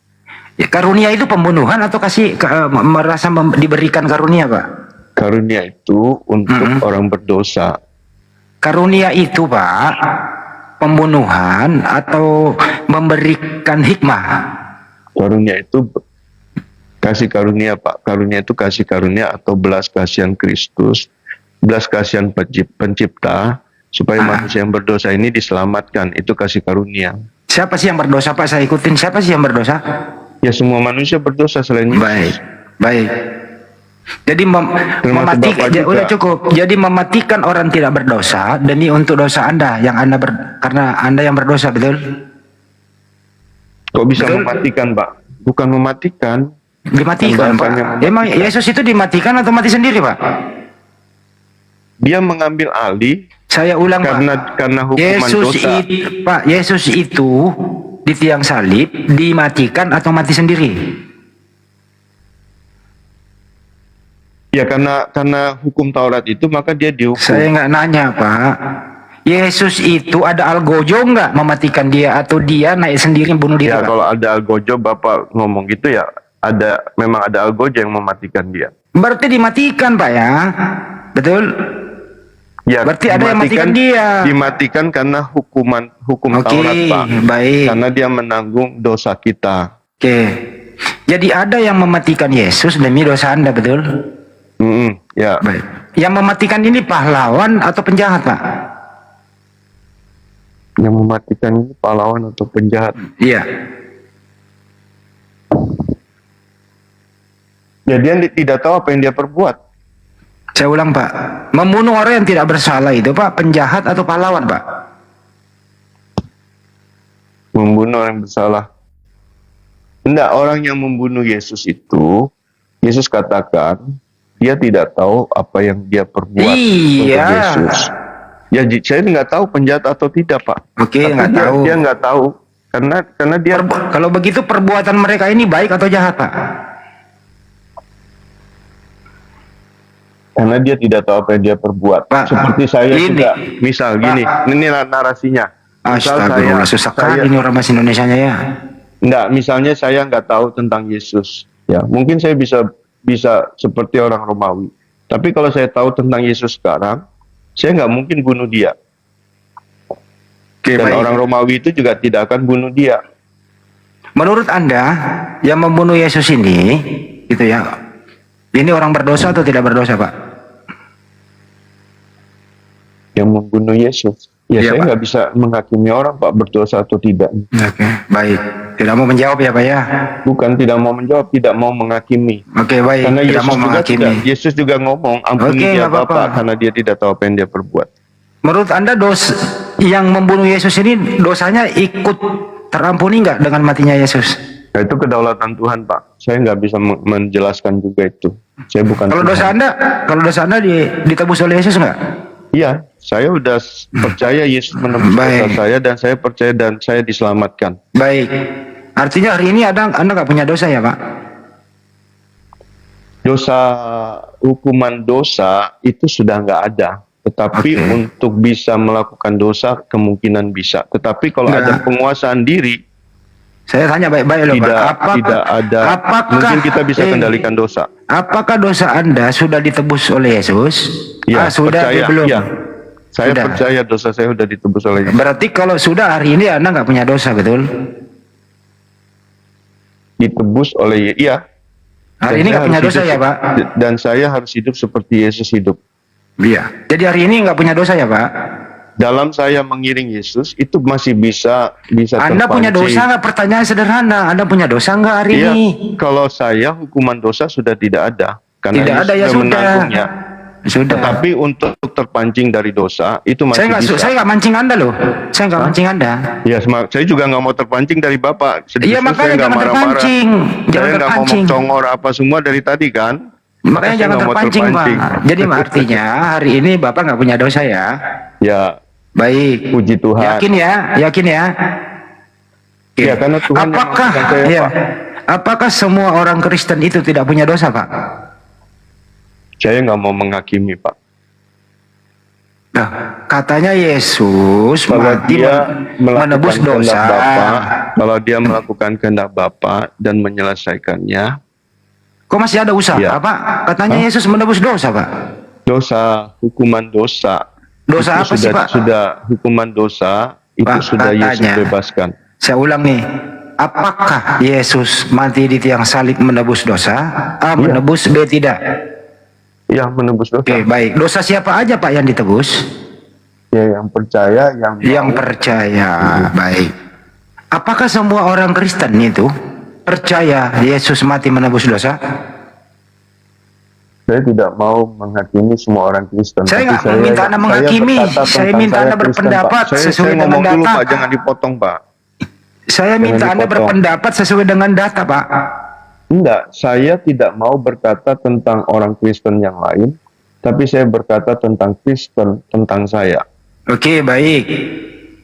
Sekarang ini Yesus sudah tidak ada lagi di muka bumi, betul ya, Pak ya? Oke. Oke. Itu, Pak, waktu dia dalam posisi disalib oleh tentara Romawi, Bapak. Mm-mm. Ini tentara Romawi ini sebagai algojo, ya Pak ya, itu tentara Romawi ini mengeksekusi Tuhan atau mengeksekusi manusia, Pak? Maksudnya kemanusiaannya dia, bukan ketuhanannya dia. Jadi waktu Yesus disalib, posisinya dia bukan Tuhan ya Pak ya? Bukan Tuhan, maksudnya dia Tuhan, tapi dia memakai kemanusiaannya dia. Saya ulang kembali, Pak. Tentara Romawi ini menyalib Yesus sebagai manusia atau menyalib Yesus sebagai Tuhan? Kan Yesus itu kan Allah yang menjadi manusia, 100% Allah, 100% manusia. Oke. Tapi waktu penyaliban itu dia tidak memakai keilahiannya. Keilahiannya tapi kemana, memakai- Pak? Keilahiannya memakai kemana? Kemanusiaannya dia. Keilahiannya kemana? Kenapa dia nggak Ya mati dia waktu tanggalkan. disalib? Dia tanggalkan. Dia tanggalkan ya Pak ya? Ditanggalkan taruh di mana? Ya nggak tahu, Pak. Nggak tahu. Ini dia Baik. tanggalkan. Baik. Habis itu atau dikubur, Pak? Masih ditanggalkan? Ya ditanggalkan sampai mayatnya dikuburkan di kafan. Oke, baik. Ya. Lalu masuk ke gua itu, tutup gua itu. Waktu dibangkit, Pak, ketuhanannya balik lagi. Ya bangkit sudah ketuhanannya dia. Dia sudah Nah, bangkit. pertanyaannya Pak, pertanyaannya ketuhanan ini masuk pada waktu dalam kubur atau di luar kubur? Jadi dalam kubur dia bangkit pada hari yang ketiga. Dia sudah nggak ada Berarti, di kubur itu. berarti ketuhanan pernah ada dalam kubur juga. Pokoknya masalah ketuhanan, kemanusiaan itu Yesus yang tahu, Pak. Anda yang tahu Tetapi tadi. yang saya Yesus yang bisa- tahu, Anda yang tahu loh barusan. Tapi Tuhan memberikan hikmat kepada saya. Tuhan tidak bisa disalib. Tetapi Anda tadi- kemanusiaan Yesus bisa disalib. Anda tadi yang ngomong loh Pak, Anda yang tahu. Jadi, waktu Yesus disalib, dia tanggalkan ketuhanannya. Masuk di kubur 3 hari, dia tanggalkan juga ketuhanannya. Tapi setelah bangkit, kok tiba-tiba jadi Tuhan lagi Pak? Nah, pertanyaannya adalah, ketuhanannya ini kapan dia bergabung lagi Pak? Dalam kubur kah atau luar kubur Pak? Itu kan kedaulatannya Tuhan. Bapak yang tahu loh tadi. Kapan saya bilang tahu? Saya bilang nggak tahu. Anda tadi bilang 100% manusia, 100% Tuhan loh. Memang Tuhan Yesus itu 100% manusia, 100% Tuhan. Iya, waktu dia bangkit Pak, sudah 100% manusia atau 100% Tuhan lagi? Ya 100% Tuhan lah. Kemanusiaannya kan sudah menjadi tubuh sempurna dia. Nah, berarti ketuhanannya ini masuk lagi sewaktu dia ditanggalkan. Betul ya Pak ya? Ya itu kan kedaulatannya Tuhan, Pak. Iya. Ya dia mau artinya- gimana oke. menanggalkannya, apakah menanggalkannya di luar Oke, dia baik, atau cukup. di dalam dia, kan itu kedaulatannya Tuhan. Kenapa Pak? Waktu dia bangkit itu, murid-murid malah mengira dia hantu, bukan Tuhan. Kenapa Pak? Karena dia sudah memakai tubuh sempurna. Sempurna bagaimana Pak? Orang tangannya masih maka murid-muridnya tidak mengenal dia. sempurna bagaimana Pak? Tangannya masih bolong kok. Iya, tubuh sempurna. Kira-kira ya kalau tangan bolong itu sempurna nggak Pak? Itu menandakan bahwa memang dia pernah disalib, tangannya Enggak, bolong. saya tanya, kalau membuktikan. tangan bolong itu Pak, cacat atau sempurna Pak? Waktu dia bangkit itu sudah tubuh sempurna, tapi Dia memperlihatkan kok tangannya, Pak. ada Lihatlah tangannya tanganku ini. bolong, itu memang membuktikan, memang diizinkan begitu. Saya Supaya nanya orang Pak, tahu bahwa dia yang kalau disalibkan. tangan bolong itu Pak, itu tubuh sempurna atau cacat Pak? Tubuh sempurna lah. Oke, sempurna tapi cacat. Tidak sempurna itu karena namanya memang Pak. disalib, memang pernah disalib dia. Ya karena bolong itu berarti ada yang kurang Pak. Maksudnya tubuhnya yang lama disempurnakan. Masih Tetap laki-laki dia Pak? ada cacatnya memang. Masih Tapi laki-laki? disempurnakan. Dia Ya, masih laki-laki? lah. Masih Ya, anak Maria laki-laki. gitu? Masih anak Hah? Maria? Ya awalnya kan memang anak Maria dia. Sampai sekarang masih anak Maria Pak? Hah? Ya memang sejarahnya kan memang anak Maria dia. Baik. Kita Pak udah beda narasi Pak dari tadi sudah. ya, kita kesimpulan Pak. Kita udah mau sebentar. kesimpulan. Eh, kita kesimpulan, Pak. Bang dosen tahu saya istirahatnya jam berapa? Oh ya silakan Pak. Kita kesimpulan jadi menurut Pak Pendeta Yesus ini terkutuk tapi tidak ada yang mengutuk tapi dia terkutuk dengan sendirinya kan gitu. Bukan sendirinya, dia mengambil alih. Iya dia mengambil alih berarti dia terkutuk Pak sendirinya kan gitu ya. Terus Demi dosa Anda, orang yang tidak berdosa ini orang yang tidak berdosa ini menebus dosa Anda sehingga dia mengutuk dirinya sendiri, betul? bukan mengutuk dia sendiri. Terus Dia gimana? terkutuk karena mengambil kutuk hukum Taurat itu ada pada saya, diambil, maka dia menjadi kutuk sehingga dia harus dihukum karena dosa-dosa saya. Oke, Maka dia mestinya harus mati di atas iya. kayu salib. Artinya Maka saya tujuannya supaya saya bebas. Oke. dari hukuman Mestinya kesimpulannya Anda yang semestinya yang terkutuk, tapi Yesus mengambil kutuk itu sehingga Anda tidak terkutuk dan tidak Anda berdosa. Jadi Yesuslah yang terkutuk, betul? Iya, saya jadi Oke, bebas cukup. Pak, dari hukuman dosa. Bebas. Jadi Anda yang mengutuk Yesus kesimpulannya kalau gitu, Pak. Bukan saya mengutuk Loh. Yesus. Sembarangan Bapak. Anda mestinya yang terkutuk. Nih kan? Ya jangan bikin narasi sendiri lah Pak. Sudah cukup Pak. Semua netizen bisa Ya. membaca kok. Ya udah cukup. Pak, kita Ya, sahabat sadar ya nih. Pak. Iya, Dan siapa siapa, namanya ini? Handle Nama Handle. Maroto Pak, Maroto Pak. Oh, kita berbeda tapi kita satu ya. Iyalah. Oke. Oke Pak. Thank you Sukses, Pak. sukses selalu Bang Juma. Oke Pak. Mana Bang Juma? Lanjut. Ada itu ada lanjut. Saya diberi Ya. kesempatan setengah jam tadi. Saya standby lagi lah. Oke. Makasih ya, Sukses Pak, ya. selalu Maaf ya, semuanya. Pak, ya. Oke, saya pamit ya.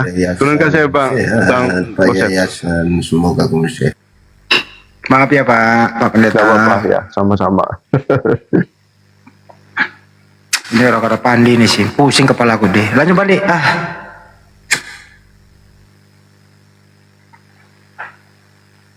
Hei, Tidak bisa kasih saya hadapi orang begitu, kasih nah. alena kemakerot deh setengah Ya, jam doang. Pak. Meloki kasih na anu cek de tisa apa, malipula kasih, Andre ki era lu putra deh. Andre nah. ya ini ruang asingnya Pak dia sisul lagi kasih nih ya calon pecamau ya pula, pada sisa, balut listrik. Tahu Nggak bisa. Saya nggak bisa kalau berhadapan dengan saudara kita yang lemah lembut, tapi lemah lembutnya itu tidak masuk akal dan hanya akal-akalan membantah Bible.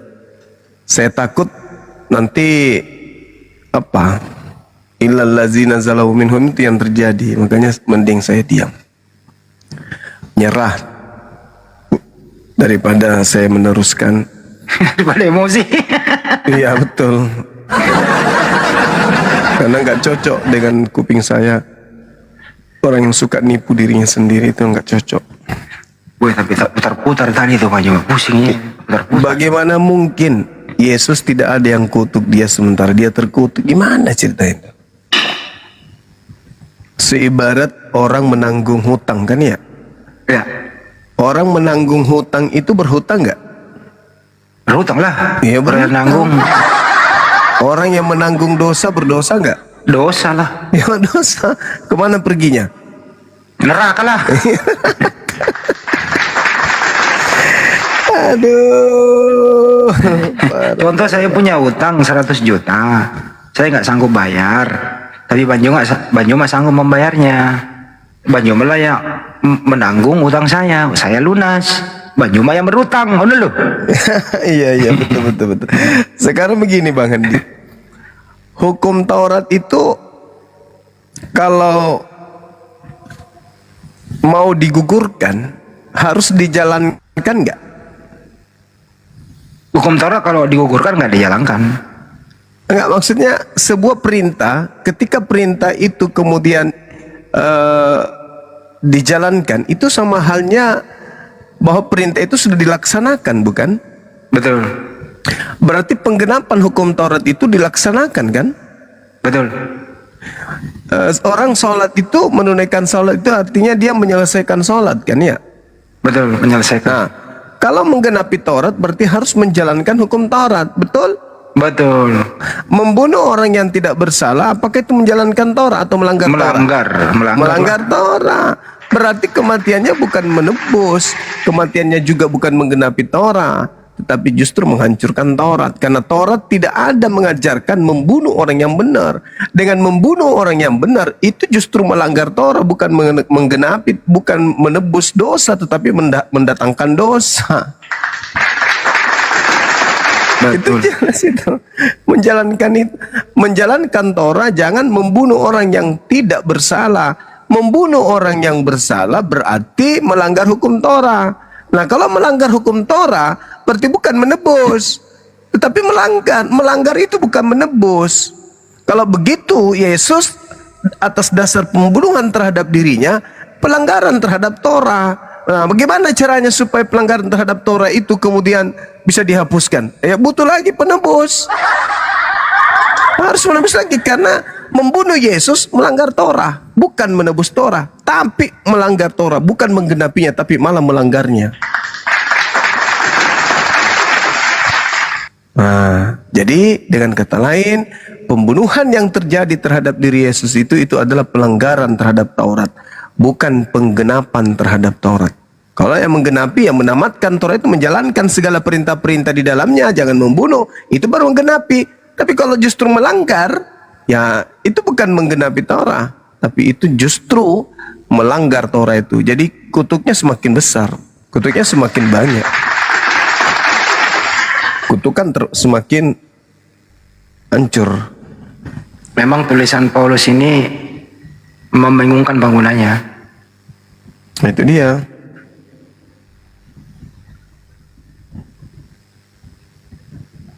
Tapi maafkan saya banyak, Mak. Saya tadi berakrobat berdua sebentar doang sih. Nggak apa-apa ya.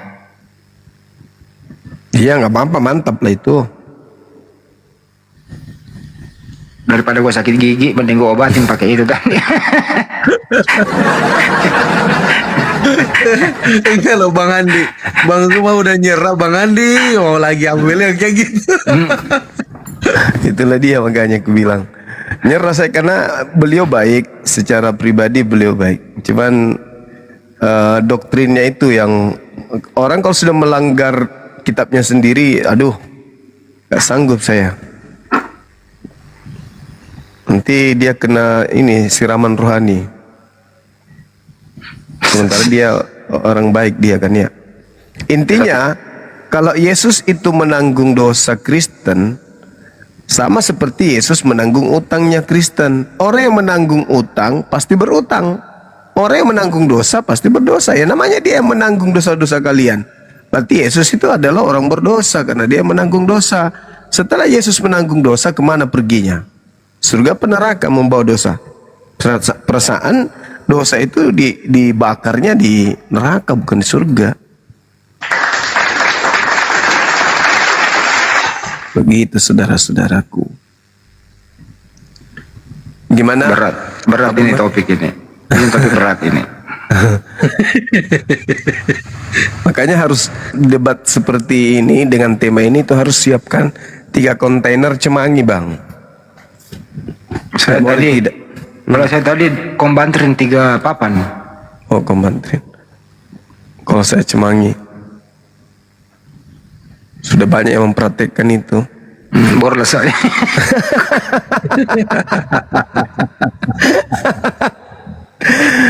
Sudah banyak yang mempraktekkan. Tinggal menunggu laporan perkembangan ini.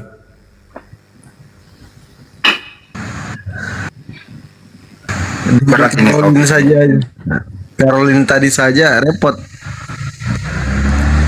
Caroline.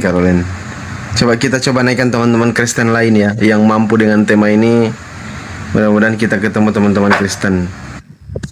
Ada Bang Ricky Libra. Ada yang bilang panas, berarti ada yang coba di bawah ini.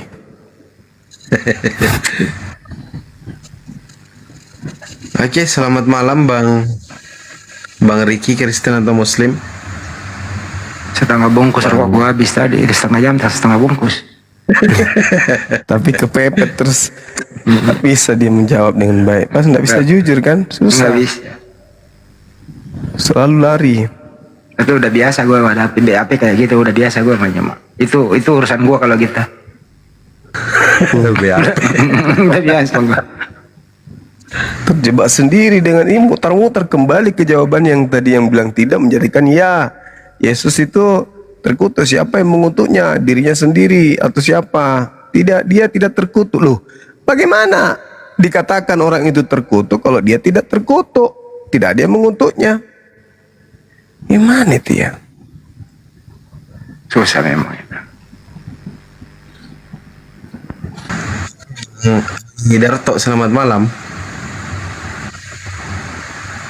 Bang Aridarto. Oke, mungkin. Oke. Ada Bang Long. Selamat malam Bang Long. Halo. Long 457, panjang 457 cm. Tanya kan tadi putih kok. Apa? Deh. Oh, dia lagi benerin dia bilangin showbreaker. Showbreakernya katanya rusak. Dompet. Showbreaker apa radiator bang yang panas? Gimana? Lo gue ngomongin mana? Oh, double gardan. Oh, Bibirnya kena panci panas, masa nggak tahu?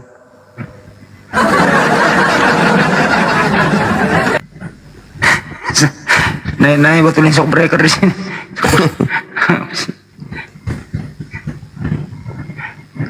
Aku pikir dia itu bang, Gicium Panci. Oh ya, dari Malaysia nih Malaka.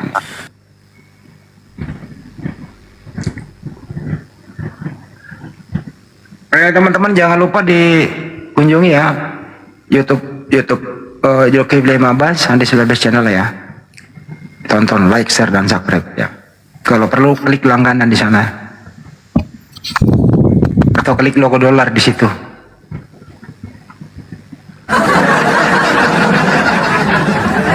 Alhamdulillah Bang Handi, saya dapat rezeki dari Kodondi. Makasih kok, masya Allah. Alhamdulillah. Luar biasa Kodondi ini.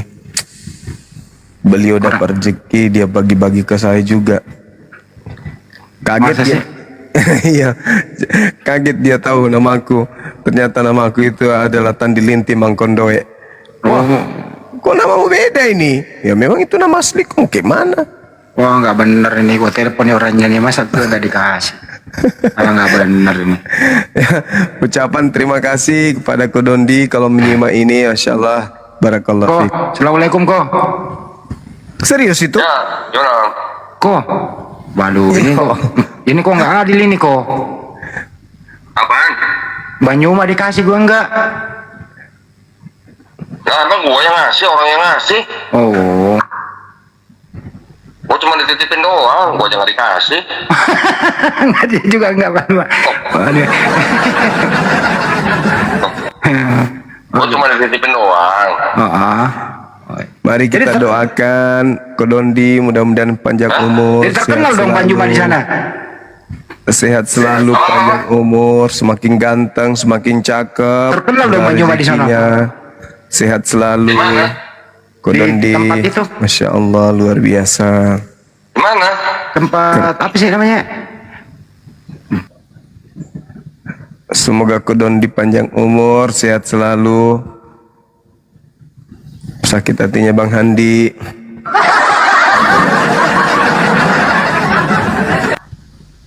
Terima kasih. Langsung lah telepon. kupikir bercanda beliau. Siapapun di belakang Bang Kodondi, terima kasih ya. Sehat selalu. Jangan lupa mawar satu mawar ya.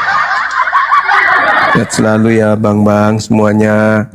Terima kasih telah ngirim mawar, memberikan apalagi kalau selain mawar apalagi dek? Kopi. Ya, kopi, makasih. Panjang umur, sehat selalu, murah rezekinya, amin ya rabbal alamin. Bang Andi protes dia Bang Andi. Padahal saya cuma minta supaya Kodondi didoakan.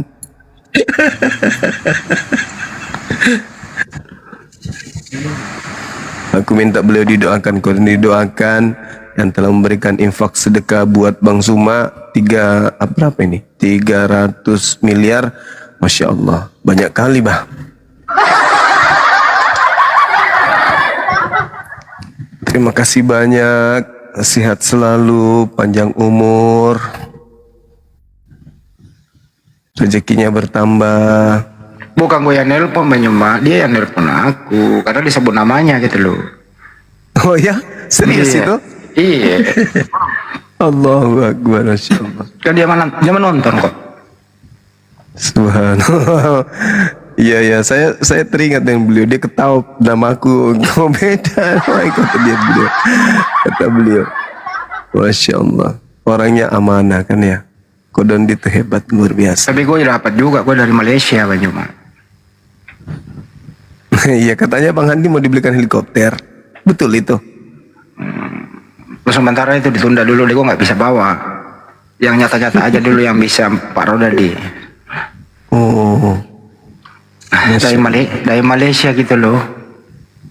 Kan kita Bang doang Andi, berdua yang tahu nomornya. Bang Andi, Oh iya. ajak silaturahmi dong. Kodondi mungkin mau naik ngobrol-ngobrol di sini. Iya, Silaturahmi boleh. beliau. Kan udah lewat masanya diskusi sama Oten, mungkin ada wejangan-wejangan dari beliau kan untuk kawan-kawan muslim yang lain. Mencoba ada barang- komunikasi kah sama yang itu yang kita makan di HI? Ada komunikasi? Selalu kan ya? Kenapa emang? Kenapa Enggak. beliau? Ya kemarin dia bantu aku. Alhamdulillah, Masya Allah. Syukur Alhamdulillah. Saya mau ini, Kanda. Saya mau tarik beliau masuk ke Sulawesi untuk jadi investor. Biar biar Sulawesi Selatan ini bisa berkembang cepat gitu ya. Mencoba mau dikasih jodoh itu sama dia, tapi yang cantik, yang muda katanya. Kalau beliau sampai ke Sulawesi itu bisa triliun itu masuk, Kanda. Bisa inspektor itu. Ya itulah. Sultan Malaysia kan ya. Besar Raja. dana gitu. Raja. Iya. Raja Johor. Masya Raja Johor. Tapi keturunan Bone. Bisa bahasa Bugis dia dikit-dikit. Allah. Kemarin saya berjumpa ajudannya, Kanda, bertiga kami di sini. Oh ya? Iya. Kebetulan ajudannya itu adik kandung daripada Abdurrahman Salama, ketua yayasan dulu, Wakaf Umi, kampus Umi. Oh. Iya. Keluarga besar Abdurrahman Salama, Masya Allah. Oh jadi ada hubungannya dengan bahasa lama juga ya? Adik kandung. Oh. Nah itu sebagai pembisik beliau. Nah orang Makassar sini gubernur minta supaya beliau dihadirkan di sini. Nah aku bilang kalau sampai beliau mau invest di sini, ya lirik juga lah bisnisnya. Bang Suma kan gitu. Maksudku gitu, Bang. Alhamdulillah Habibnya baik. Beliau sangat baik. Ya dari sanalah beliau juga memperkenalkan, mohon maaf nih, Ketua BIN Indonesia memperkenalkan. Waduh, luar biasa, Masya Allah. Pokoknya banyak hal yang luar biasa lah, Bang Andi. Iya. Aku ditanya ke Malaysia. Kok ke Malaysia ambil mobil baru bawa pulang katanya. Ke Johor tapi ke Johor. Iya. Mantap. Mudah-mudahan habis lebaran katanya Bang Di. Iya habis lebaran mau ke Indo.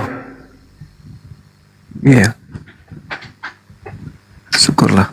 Tapi kalau makan jangan tempat kayak gitu lagi deh, mentah-mentah. Nah. Hai, masuk lang generasi. Wuhui. Bang Handi diajak makan menu Jepang. Ya guys, macolok tibunah. Hotel Indonesia makan 15 juta nggak ada yang gua makan. Coba kalau diuangkan. Baju juga sok-sok makan gitu loh, ternyata dimuntahi. Kirain dia makan beneran, kerjain gua.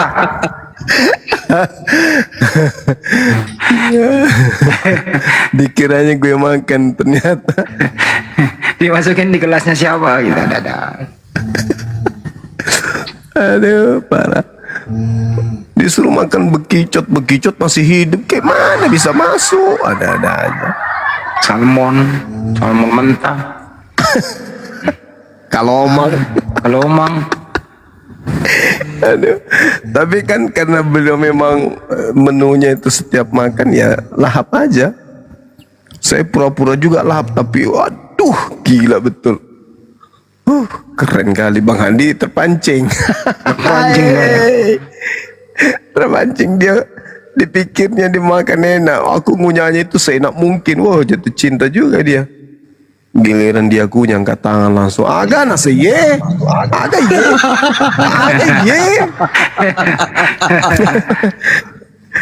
Aduh, makanan Jepang itu menyiksa Bang Handi. Nyiksa. Yang enak itu udangnya doang yang digoreng. Waalaikumsalam warahmatullahi wabarakatuh. Saya mau sampaikan aja Bang Zuma dan berterima kasih juga. Mudah-mudahan Bang Zuma selalu sehat selalu dan Bang Andi Amin ya rabbal alamin. Indonesia. Saya seorang mualaf, jadi Alhamdulillah. saya itu nikah baru saya masuk gereja lagi setelah dengar ada api kayak gini, saya kembali ke Islam gitu. Allahu Akbar. Alasannya apa Bang kembali ke Islam? Karena pertama dulu nenekmu kiper lah bang. Bahaya. Kayaknya. Bahaya. Dulu kan saya belum waras, sekarang sudah waras bang. Alhamdulillahi Rabbil Alamin. Masya Allah. Jadi semua itu terinspirasi dari Bang Zuma, Bang Andi, Alhamdulillah. Blender, Alhamdulillah. Bunda Ripa, Bung Nora, semuanya. Masya Jadi Allah. saya kembali ke jalan Allah. Hari itu udah sempat ke gereja. Jadi setelah ada perdebatan dan bagaimana, itulah kata-kata Bang Zuma. Ya, setelah itu saya belajar belajar sholat, belajar agama Islam, dan kembali ke Islam kembali gitu. Jadi Allahu Akbar. Masya Allah. Jadi pernah juga saya tanya kepada Najar di masjid, apakah saya bersadat lagi kalau saya kembali ke Islam. Kata dia kalau udah bertobat, udah sholat, dia nggak pun bersadat lagi, nggak apa-apa katanya. Jadi dia juga berkenalan juga sama Bang Paruk di api di Medan. Sumut. Kan, gitu. Medan. Iya. Ya, Sumut. Ya. Jadi ya itulah tadi Bang Zuma. Semoga Allah Subhanahu wa taala memberi keberkahan dan selalu Amin. istiqomah dari Allah. Amin ya Rabbal Alamin. Jadi saya sampaikan Bang Zuma, Siap. terima kasih sudah dinaikkan. Itu saja harapan saya. Amin. Semangat terus Bang Zuma. Assalamualaikum Siap. warahmatullahi wabarakatuh. Waalaikumsalam. Oh, jadi Pak Johnson ini tadinya Kristen, masuk Islam, kembali lagi, terus kembali ke Islam lagi gitu. Ya, gara-gara Bang Zuma. Waduh. Dan kalau nggak gara-gara Bang Zuma nggak waras aku. Masya Allah. Alhamdulillah. Masya Allah.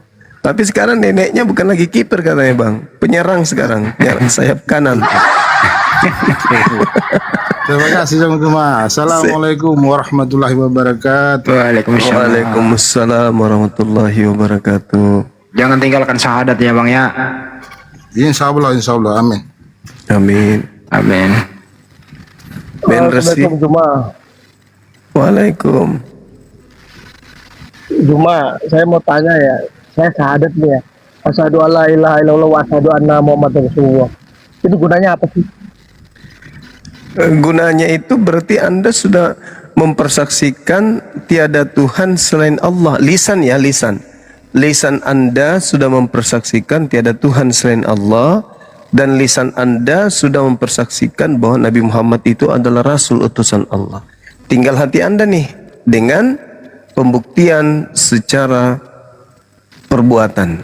Apakah apa yang Anda ucapkan itu sesuai dengan hati atau Anda hanya pembohong, pendusta kan gitu. Nah, Karena kalau Anda mempersaksikan tiada Tuhan selain Allah, berarti Anda harus meyakini bahwa ada perintahnya, ada larangannya. itu Sama kan cuma ucapan, Bang. ya, tapi ucapan itu Nggak harus ada pengaruh sama sekali gitu loh. ya harus dibuktikan dengan perbuatan. Itu baru dibilang orang beriman. Jangankan saya, orang Buddha, orang Cina, orang apa namanya itu, yang nggak beragama juga, semua orang ngomong gitu juga bisa, Bang. Iya bisa memang, kan tadi aku bilang apakah Anda pendusta atau Anda betul-betul adalah orang yang beriman. Karena gini, pola iman itu, saya ngutip di kitab saudara ya, pola iman itu begini. Dan inilah tandanya bahwa kamu itu mengenal Tuhan, yaitu jikalau kamu menuruti perintah-perintahnya. Barang siapa berkata aku mengenal Tuhan tetapi ia tidak menuruti perintahnya, ia adalah seorang pendusta dan di dalamnya tidak ada kebenaran, gitu loh.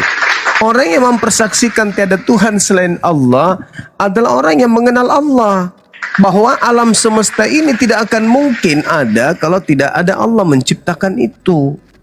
Maka pencipta langit dan bumi menciptakan alam semesta ini. Maka kami bersaksi bahwa pencipta alam semesta adalah Allah. Dan cara membuktikan persaksian kami itu adalah betul-betul Allah yang menciptakan alam semesta ini. Maka kami kudu wajib menjalankan segala perintah-perintahnya. Itu di dalam kitab saudara juga begitu. Ya, oke. Nah, begitu Alam semesta kawan. ini bisa tercipta dengan sendirinya nggak?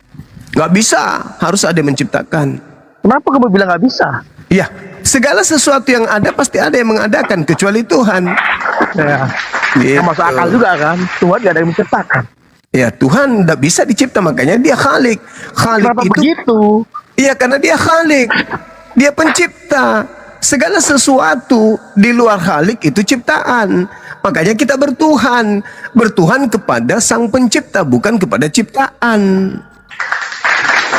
Begitu kawan. Seperti yang Anda sembah Yesus. Mau Anda putar balik Yesus itu, bolak-balik Anda kasih jungkir dia ke belakang, mundur, ke atas, ke bawah, tetap dia ciptaan, tidak bisa tidak. Maka menyembah Yesus adalah sebuah kesalahan fatal karena telah melakukan kezaliman, kemungkaran di bumi dengan menyembah ciptaan Tuhan. Yesus itu ciptaan, bukan Tuhan dia. Dia ciptaan. Nah, Yesus ada nggak mengajarkan kemudian menyembah kepada di luar dirinya? Ada. Dia memerintahkan menyembah kepada Elohim, pencipta langit dan bumi yang mengutus dirinya. Hidup kekal itu adalah mereka mengenal Engkau, satu-satunya Tuhan yang benar. Tuhan itu satu natur. Dan mengenal Yesus Kristus yang Engkau utus. Yesus juga satu natur, yaitu utusan Tuhan. Nah, cara mengenal Tuhan menurut kitab saudara dalam 1 Yohanes 2 nomor 3 dan seterusnya. Inilah tandanya bahwa kamu mengenal Tuhan, yaitu jikalau kamu menuruti perintah-perintahnya. Itu kamu buktinya mengenal Tuhan. Sama seperti ketika Anda mengenal Yesus, berarti Anda melakukan perintah-perintah Yesus. Nah, mana perintah Yesus yang Anda lakukan? Nggak ada kan? Berarti Anda tidak mengenalnya. Hanya mulut aja yang berkata, Yesus, aku mengenal Engkau. Tapi faktanya kita lihat dari pola kehidupan saudara dalam beragama, sama sekali Anda bukan pengikut Yesus, sama sekali Anda tidak mengenalnya. Makanya Yesus pun tak mengenal kalian. Enyahlah daripadaku, aku tidak mengenal kalian. Kalian semua adalah pembuat kejahatan. Kenapa? Karena Anda hanya berkata, Yesus, aku pengikutmu, aku pengikut Yesus. Itu cuma di mulut doang. Tapi faktanya Anda pengikut Paulus, bukan Yesus. Sama ketika Anda mengatakan, aku bersaksi tiada Tuhan selain Allah. Itu cuma di mulut doang. Faktanya Anda tidak melaksanakan perintahnya. Kalau Anda bersaksi tiada Tuhan selain Allah, maka Anda harus melaksanakan perintah-perintahnya. 1 Yohanes 2 nomor 3, nomor 4, nomor 5 sampai data nomor 6. Begitu saudara. Makanya umat Islam itu ketika dia bersaksi ya mereka menjalankan perintah. Ada lagi? Siapa yang mengutuk Tuhan Anda? Berat itu saudaraku David untuk menjawab. Berat. Karena itu hanya sebuah doktrin. Kalau saya sih menilainya itu fitnah. Fitnah kepada Yesus. Hanya ada dua. Itu fitnah kepada Yesus. Atau memang betul iblis yang datang kepada Paulus. Untuk supaya manusia itu menyembah kepada dirinya dalam nama Yesus. Kenapa? Karena kebanyakan orang Kristen itu jatuh cinta ke Yesus. Karena mengatakan Yesus itu rela mati untuk dosa-dosa mereka. Bagaimana kalau ternyata itu hanya ajaran setan? Misalnya, ini misalnya bukan menuduh. Bagaimana kalau misalnya setan yang datang kepada Paulus? Akulah Yesus yang berjasa menyelamatkan kalian. Maka sembahlah saya. Maka Anda menyembah oknum itu dalam nama Yesus. Nah, berarti iblis datang menggunakan nama Yesus agar manusia tidak menyembah kepada Tuhan. Maka manusia menyembah cukup kepada Yesus, di mana Yesus itu adalah iblis itu sendiri. Karena Yesus berkata, waspadalah kepada penyesat yang datang kepadamu menggunakan namaku. Matius 24 nomor 4 nomor 5, Lukas 21 nomor 8. Bisa nggak iblis mengaku Yesus? Menurut Yesus bisa. Bahkan iblisnya memakai namanya dan iblisnya pun mengaku sebagai Mesias. Gitu saudaraku. Jadi menurut hemat saya nih, yang datang kepada Paulus itu bisa jadi iblis. Memakai nama Yesus. Karena kalau dia memakai namanya bom-bom, siapa yang mau percaya? Maka dia menggunakan nama Yesus agar manusia dipalingkan dari menyembah Tuhan menuju kepada menyembah Yesus. Supaya manusia itu menyembah Yesus ini Maka manusia didoktrin, dosa-dosa kalian udah dihapus dengan Yesus, maka Yesus sangat berjasa, sembahlah dia. Maka kalian berbondong-bondong ke gereja hari Minggu menyembah Yesus. Tapi sebenarnya bukan Yesus yang Anda sembah, karena Yesus mengatakan, aku tidak mengenal kalian. Berarti yang kalian sembah selama ini Yesus yang mana? Makanya kenapa muncul tema ini? Supaya saudara Kristen itu berpikir, iya juga ya, kok bisa Yesus terkutuk? Siapa yang mengutuknya ya? Kan Yesus ini orang benar, sementara yang dikutuk Tuhan itu hanya iblis. Jangan-jangan yang disalib ini, itu. Sehingga Anda kemudian berpikir, mau belajar hingga pada masa di mana kalian itu menjadi pengikut Yesus yang betul, yaitu la ilaha illallah, Yesus Isa Rasulullah. Mantap kan? Karena hidup kekal itu, mengenal Yesus sebagai utusan Tuhan, dan itu hanya ada di Islam, tidak ada di Kristen. Di Kristen hanya mengatakan, Yesus utusan Tuhan, kami yakin engkau adalah utusan Tuhan, utusan Bapa. Tapi begitu ke gereja yang disembah Yesus, malah dikatakan Yesus itu dua natur, Yesus itu adalah Tritunggal, Yesus pribadi kedua. Ada-ada aja kawanku ini.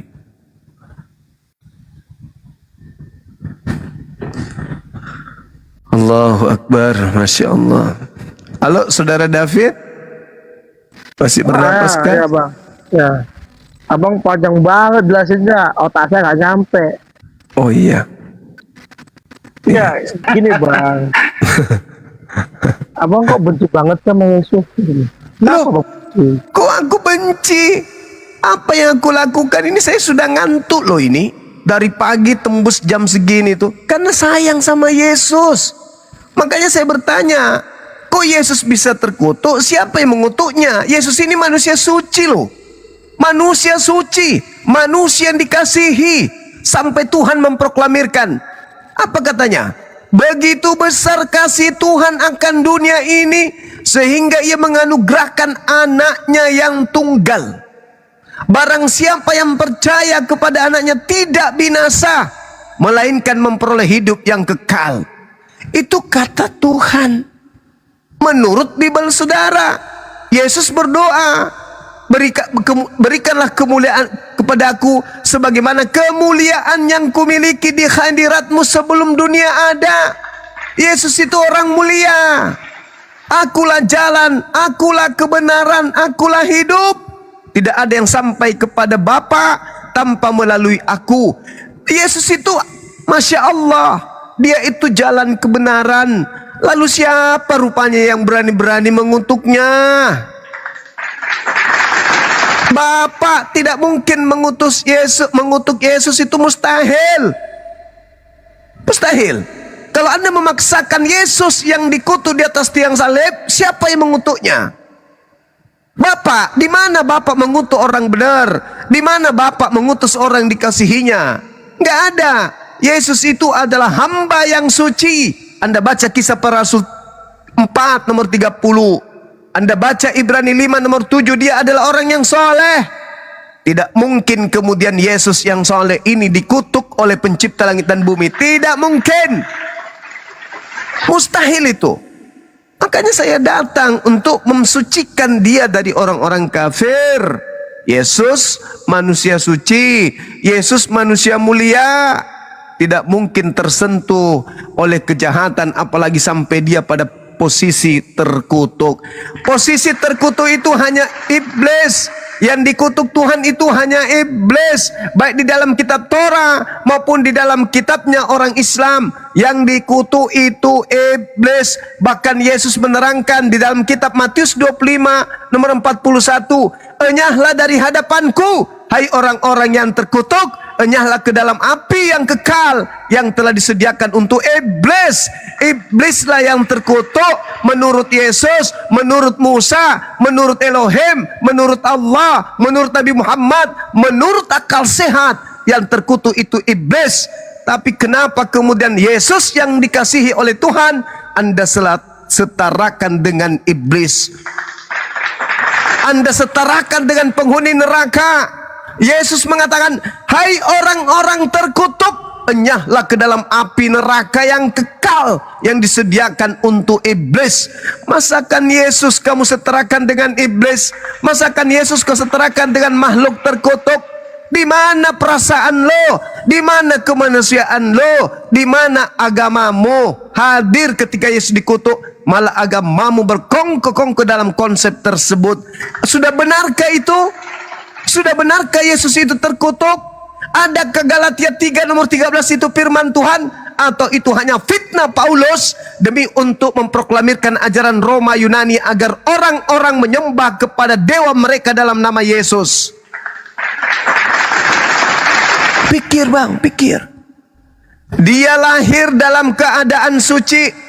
Ibunya perawan yang suci. Dia berasal dari roh yang suci. Dia berasal kemudian dari firman yang suci. Bahkan dia berasal dari Sang Yang Maha Suci.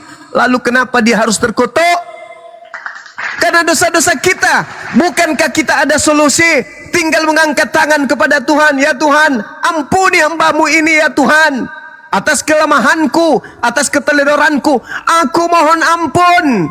Kira-kira Tuhan kita mengampuni kita enggak? Mengampuni kita. Terus kenapa harus ada tumbal? Kenapa harus ada Yesus orang suci ini jadi tumbal? Kenapa harus ada Yesus orang mulia ini menjadi tumbal? Hah?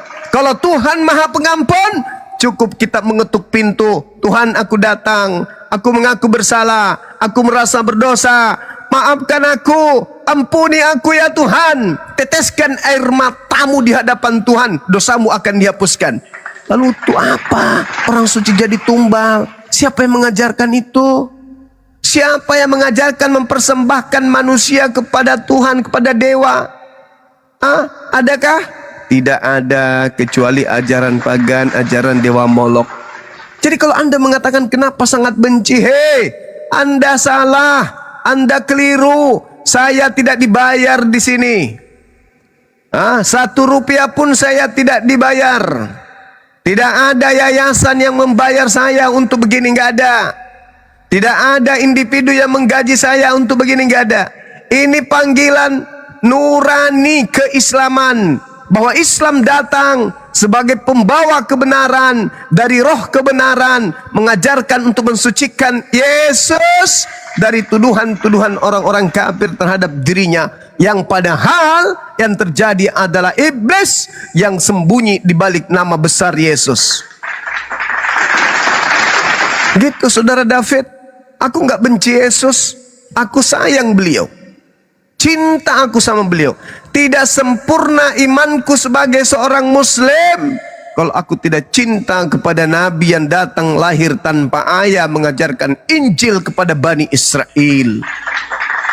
Ingat, yang datang kepada kaum Israel itu membawa hikmat Injil itu bukan Yesus. Yang datang kepada Bani Israel itu namanya Iso. Penulis-penulis kitab Anda yang dituliskan berdasarkan penyelidikan mereka, mereka kemudian menyadurnya dalam bahasa Yunan. Setelah mereka menyalurnya menjadi bahasa Yunan, Iso mereka tambahi us di belakangnya, agar supaya itu bisa diterima oleh orang-orang Yunani dan Romawi. Maka tertulisnya Isos, Isos. Masuk ke Indonesia menjadi Yesus. Ke Belanda menjadi Yesus. Di Yahudi menjadi Yesua, di Islam menjadi Isa. Itu yang datang itu Isa. Ditambahi us. Coba, nama asli Yesus dalam bahasa Yunani itu bukan Yesus, bukan Yesus, tapi Isos. Dari kata Iso Aram ditambah us menjadi Isos. Yang datang kepada Bani Israel mengajar Injil itu bukan Yesus, tapi Isa alaihi salam. Belakangan muncul, kemudian kalian mengganti namanya dari ajaran nenek moyang kalian dengan nama Yesus. Islam datang belakangan mengembalikan nama mulia beliau, yaitu Isa alaihi salam. Isa, kepadanya keselamatan. Itu fakta, itu real. Maka Islam datang untuk mensucikan beliau. Apa kata beliau ketika diterangkan di dalam Yohanes 16 nomor 7, nomor 8, 9, 10, 11, 12, 13, 14, 15. Beliau mengatakan apa? Ketika roh kebenaran, yaitu Hamad, datang, Dia akan memuliakan aku. Makanya di Islam itu tidak ada dikatakan Isa terkutuk. Dengan jalan jadi kutuk, dia mengambil kutukan dari dosa-dosa kita, lalu Isa kemudian menanggung. Itu nggak ada di Islam. Kenapa? Karena roh kebenaran, yaitu Hamad, datang untuk memuliakan, bukan menghinakannya. Tidak diajarkan pada ajaran Hamad bahwa dia ditampar, diludahin, ditonjok, diseret, diobok-obok, ditombak, apalagi digantung, apalagi dibunuh, diludahin mukanya. Nauzubillah, summa nauzubillah. Di Islam sebagai ajaran roh kebenaran Hamad itu tidak dikenal ajaran seperti itu. Tapi di ajaran kalianlah. Bahkan kalian berkongkok-kongkok, dosamu bercabul, memburit, memperkaos, kemudian apalagi membunbun, apalagi koruptor, apalagi semua dosa-dosa kalian tanggungkan ke dia. Betapa hinanya dia. Kau anggap dia lebih hina dari tempat sampah. Habis itu kau banting lagi. Sudah kau banting lagi. Setelah kau sampahkan dia, kau anggap dia itu sebagai tumbal. Seluruh dosamu kau lempahkan ke dia. Kau lantik lagi dia menjadi Tuhan di hadapan Tuhannya itu sendiri. Yesus adalah hamba Tuhan yang bertuhan. Kau banting dia menjadi Tuhanmu. Adakah dia pernah mengajarkan itu? Maka pantaslah ketika kemudian Al-Quran mengatakan, wa idza husyiran nasu kanu lahum a'da wa kanu bi ibadatihim kafirin. Pada hari terakhir nanti, ketika manusia dikumpulkan, apa yang mereka sembah selain daripada Allah akan menjadi musuh mereka, dan pemujaan-pemujaan yang mereka lakukan akan diingkari oleh dia selain daripada Allah yang mereka sembah. Maka ketika Anda datang pada hari terakhir, Yesus, bukankah kami dulu di dunia memanggilmu Tuhan, bernubuat pakai namamu, mengusir setan pakai namamu, bermujizat pakai namamu? Apa kata Yesus? Aku tidak mengenal kalian loh. Aku tidak mengenal kalian.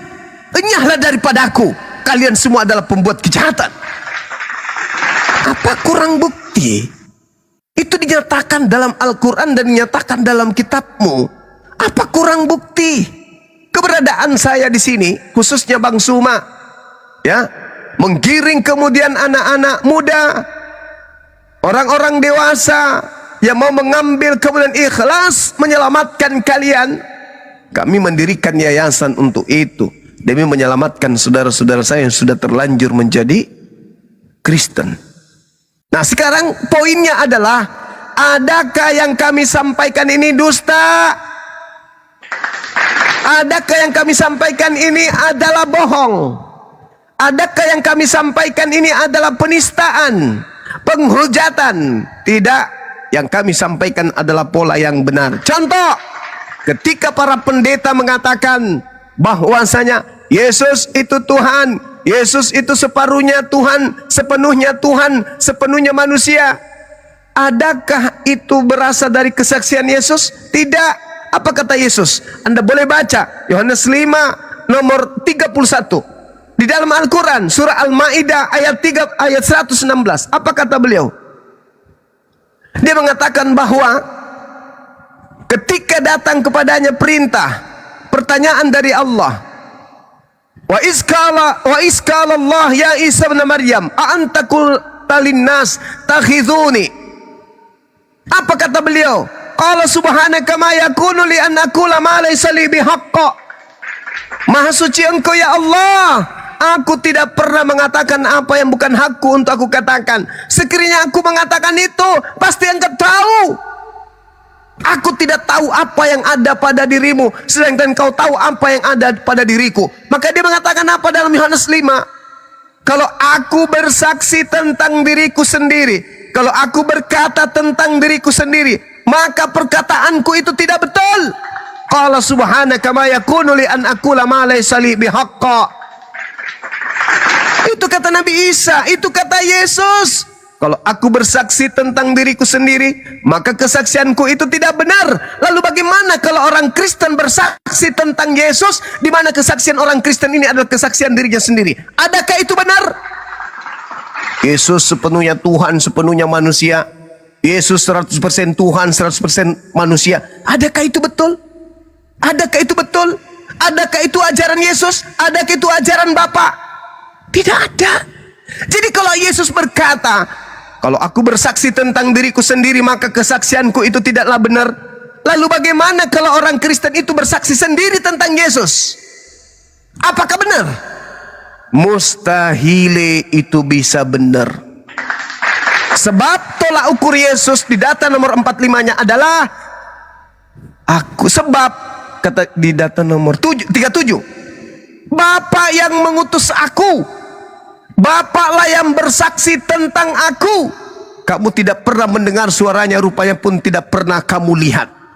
Aku tidak bersaksi dari diriku sendiri. Kalau aku bersaksi tentang diriku, dan itu kesaksian dari diriku sendiri, kesaksianku itu tidak benar. Akan tetapi Bapa yang mengutus aku, dialah yang bersaksi tentang aku.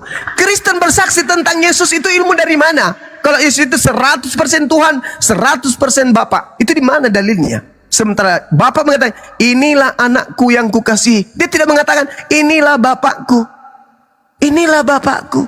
Tapi Bapa mengatakan, inilah anakku, inilah hambaku, inilah ciptaanku. Ini yang kami luruskan, bukan kebencian. Aku sudah ngantuk ini. Ini sudah hampir jam 1 di kotaku. Aku nggak ada tidur siang. Demi apa? Duit? Tidak. Kalau aku mau duit, aku tinggal telepon Bang Handi. Bang Handi, ada cemangi kah?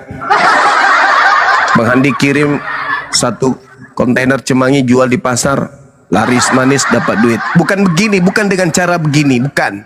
Kalau aku mau cari duit, wallahi, profesor dari kampus Universitas Hasanuddin udah minta aku fullkan jadwalku di bulan suci Ramadan untuk dari masjid ke masjid, dari kampus ke kampus. Saya tolak karena mereka sudah banyak, ada guru, sudah banyak kiai, sudah banyak ustadz. Mereka harus punya ruang, ustadz punya ruang untuk ceramah di masjid. Kiai guru-guru kami sudah punya ruang untuk ceramah di masjid. Kami apologet jangan ke situ. Kami apologet cukup menyelamatkan saudara-saudara kami di luar Islam. Nih Pak Prof nonton, Ibu Prof nonton pastinya. Saya katakan, bukan saya nggak mau, tetapi biarkanlah guru-guru kami yang berkhutbah di sana, yang ceramah di sana. Kami cukup di sini. Amplop buat mereka, silakan untuk mereka. Semoga berkah. Ini di sini kita ikhlas karena Allah. Tiba-tiba aja ada telepon, ada informasi dari Kodondi. Bang Suma minta nomor rekening. Allahu Akbar, takbir. Meskipun Bang Handi nggak dapat. Itu saudara-saudaraku. Jadi bukan karena tenar, bukan karena mau duit, enggak. Ini mau misi penyelamatan, rahmatan lil alamin. Rahmatan lil alamin. Itu semata-mata karena Allah. Bukan karena perpuluhan. Nah, Anda renungkanlah itu, Anda pikirkanlah itu. Iya juga ya. Yesus berkata, kalau aku bersaksi tentang diriku sendiri, maka kesaksianku itu tidak benar. Paulus bersaksi, Kristus telah menebus Kristen dari kutuk hukum Taurat dengan jalan menjadi kutuk karena Kristen. Sebab ada tertulis, terkutuklah orang yang digantung di atas tiang salib. Ini kesaksian siapa? Kesaksian siapa ini? Kesaksian Paulus. Benar nggak? Kalau kesaksian Yesus tentang Yesus, kalau itu dari Yesus sendiri tanpa ada kebenaran, validasi, rekomendasi, pengesahan dari Bapa, maka perkataan Yesus tertolak demi ucapannya sendiri. Lalu bagaimana dengan ucapan Paulus? Siapa sih dia? Paulus ini siapa sih kok kesaksiannya gila banget?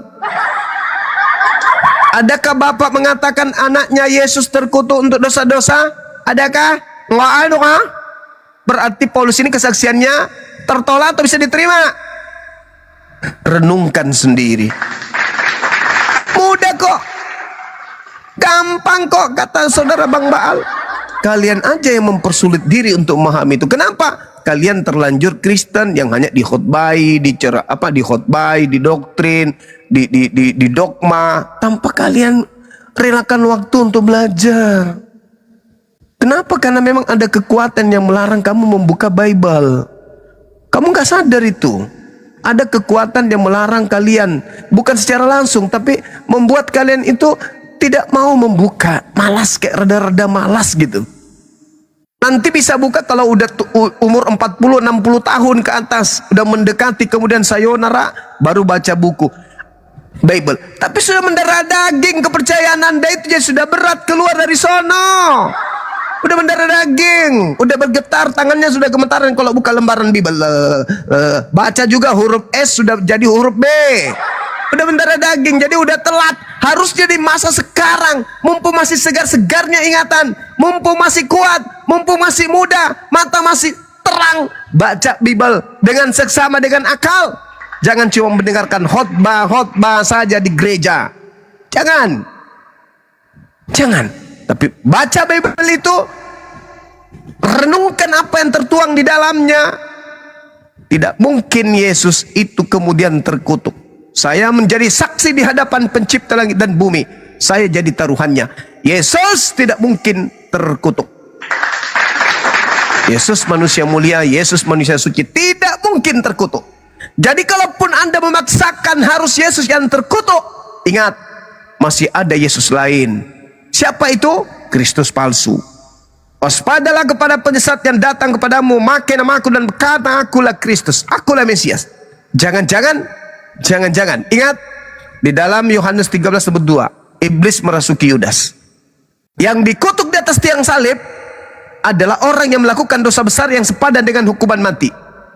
Terkutuklah orang yang menerima suap. Ada dalilnya enggak? Ada dalilnya. Nah, kalau yang menerima suap itu bukan Yesus, berarti bukan dia yang terkutuk. Ada nggak dalilnya Yesus makan suap, menerima suap? Nggak ada. Siapa yang menerima suap? Itulah dia yang terkutuk itu. Kata Yesus, Kristus palsu bisa melakukan mukjizat tanda yang dahsyat. Keluar dari kubur tanda dahsyat nggak? Tanda dahsyat. Nah, maka hati-hati sekali. Hati-hati. Inilah kami datang, bukan membenci saudaraku. Kalau kami membenci, aduh, ngapain di sini? Coba cari musuh kok jauh kali. Kalau kita mau melampiaskan kebencian karena tidak suka, saya keluar selangkah dari pintu rumah saya ini, saya teriak aja, kau semua, bembe bilolo. Lempari rumahnya orang, ketepak, udah punya musuh kita. Tapi di sini tengah malam, di saat anak-anak saya sudah butuh istirahat, bapaknya masih harus teriak.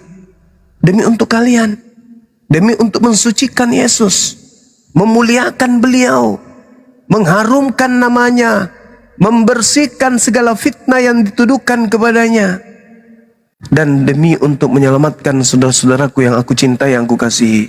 Itu aja. Itu aja, keadaan niatan yang lain.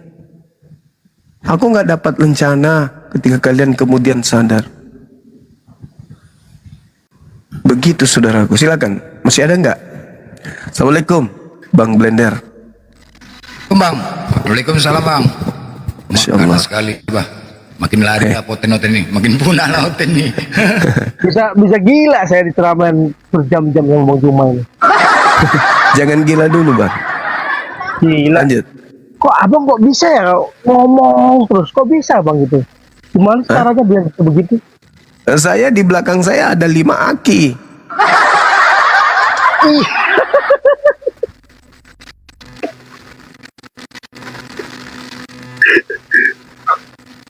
Ya udah gini bang.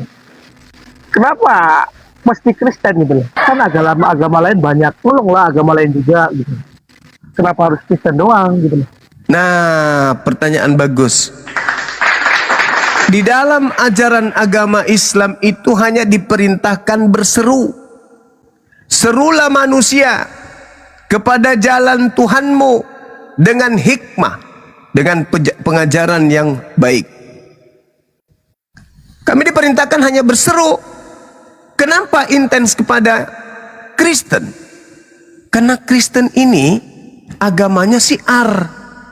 Mereka ingin menjadikan kami umat Islam menjadi Kristen. Matius 28 nomor 19, Markus 16 15 sampai 20. Karena Hindu tidak ingin menjadikan kami menjadi Hindu, karena Buddha tidak ingin menjadikan kami menjadi seorang Buddha, karena Yahudi tidak mau menjadikan kami menjadi seorang Yahudi, begitupun ateis. Hanya Kristen yang memiliki amanat agung ingin menjadikan kami seluruhnya menjadi Kristen. Maka kami menyampaikan kepada Kristen supaya berhenti, sadarilah. Karena Yesus mengatakan apa? Kalau kita harus menjadi pengikut Yesus, Yesusnya mengatakan, aku datang bukan untuk memanggil orang benar, tetapi aku datang untuk orang berdosa supaya mereka bertaubat. Yang datang kepada Yesus para pendosa aja supaya mereka bertaubat. Kami nggak perlu, karena Yesus tidak datang kepada orang yang benar. Kalian aja. Yesusnya datang hanya kepada para pendosa. Kami enggak. Kami justru mengajak kemudian saudara-saudara dalam seruan La ilaha illallah Muhammadar Rasulullah. Percaya silakan. Dan percayalah, ikrah fiddin, tidak ada paksaan dalam agama Islam. Berbeda dengan agama saudara. Jadikanlah seluruh bangsa. Jadikan itu perintah. Kalau Anda tidak menjadikan, Anda berdosa. Jadi itu pemaksaan. Kalau kami disuruh berseru, serulah manusia. Ya ayyuhalladzina amanu, atau ya ayyuhan nas, inni rasulullahi ilaikum jami'a. Wahai seluruh umat manusia, aku ini Nabi Muhammad, utusan Tuhanmu kepada kalian semuanya. Kalian mau ikut aku enggak? Kalau mau, ayo. Kalau tidak mau, silakan, gak apa-apa. Tidak ada paksaan. Yang penting saya sudah menyeru, tanggung jawabku sudah selesai. Kalau di agama Anda enggak, pergilah ke seluruh dunia. Jadikan seluruh bangsa. Jadikan. Gak bisa tidak. Itu perintah. Anda tidak melaksanakan, Anda berdosa di atas dosa. Sehingga ketika Anda ingin menjadikan kami menjadi seorang pengikut Kristus, kami kudu bertanya, kita mau dibawa kemana ini Pak? Kita akan ke surga dengan cara apa Pak?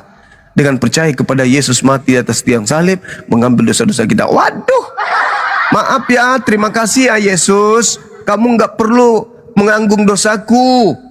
Kenapa? Tuhanku itu maha pengampun. Tuhanku itu maha pengampun. Kata Tuhanku apa? Jikalau dosamu memenuhi langit dan bumi besarnya, sampai ke langit ketujuh tingginya dosamu, kata Tuhanku, lalu kau datang kepadaku, aku akan hapuskan itu. Ketahuilah bahwa sebesar apapun dosamu, aku maha pengampunanku jauh lebih besar dari dosa-dosa yang kau lakukan. Maka bertobatlah, maka seluruh dosamu akan aku hapuskan.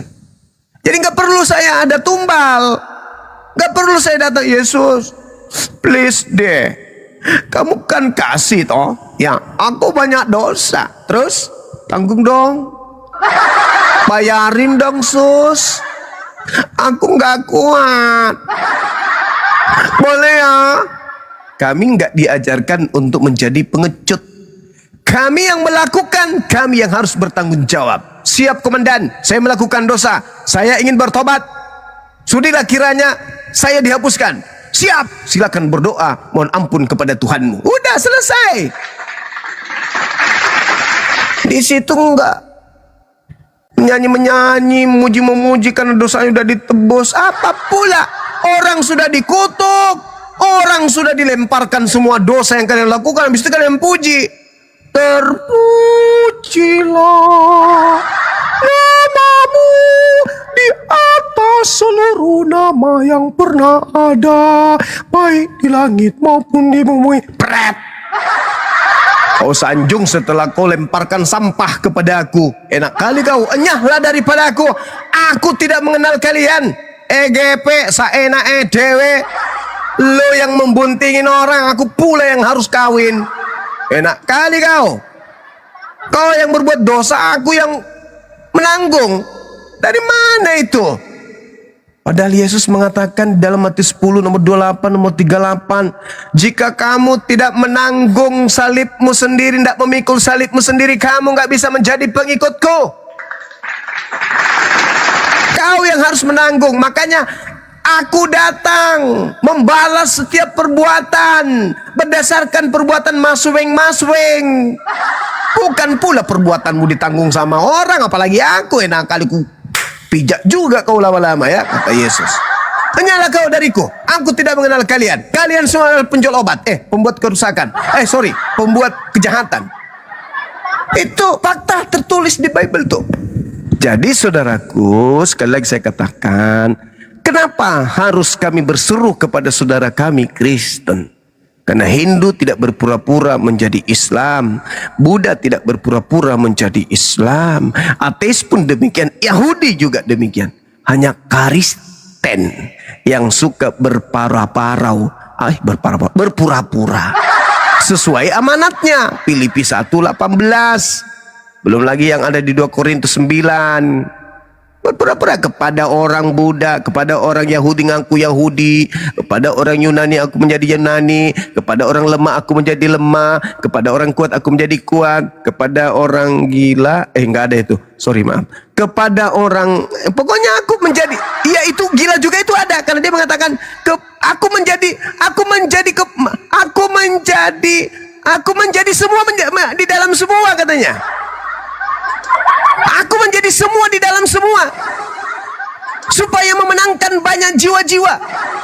Berarti aku kepada orang gila ngaku gila, kepada wanita aku ngaku gila, wanita, pada laki-laki aku ngaku. Makanya dia bersalin juga kan? Dia juga mengaku Kristus kan, dia juga mengaku Bapa, bukan? Karena dia selalu mengaku kemanapun dia pergi. Mengaku Bapa, mengaku Kristus. Aduh, sedikit lagi dia ngaku malaikat, mengaku perempuan bersalin juga bisa dia. Karena itu polanya. Maka kami hanya kemudian membentengi diri dari misi kristenisasi. Begitu saudaraku David. Begitu. Jadi itu pertanyaan usang. Silakan. Ada bilang, kau David, kau kalau nggak mau dengar kau turun. Kau cari masalah kau. Beda, kamu diam aja. Saya mau berjumpa, saya ngefans sama dia. Nggak usah, kau tadi tapping di bawah. Penyiar radio, penyiar moncong kau itu. Oh babi kau memang. Nggak usah pura-pura kau. Nak monyet juga kau memang pura-pura di tapping tak apa-apa kau bilang suruh diam penyiar radio. Banyak kali gaya kau. Babi juga kau memang. Terima kasih tahu dulu muridnya ini. Dia guru saya itu. Kau kalau nggak mau dengar bilang nggak mau dengar, nggak usah kau ngejek kau di sini. Nggak butuh kau harus memang begitu nyampaikan karena iblis dalam kalian itu udah parah kali. Jangan emosi, ngapain emosi? Ya udah, nggak usah kau tapping di bawah. Aduh, David. Siap abangku. Siapa yang mengutuk Yesus?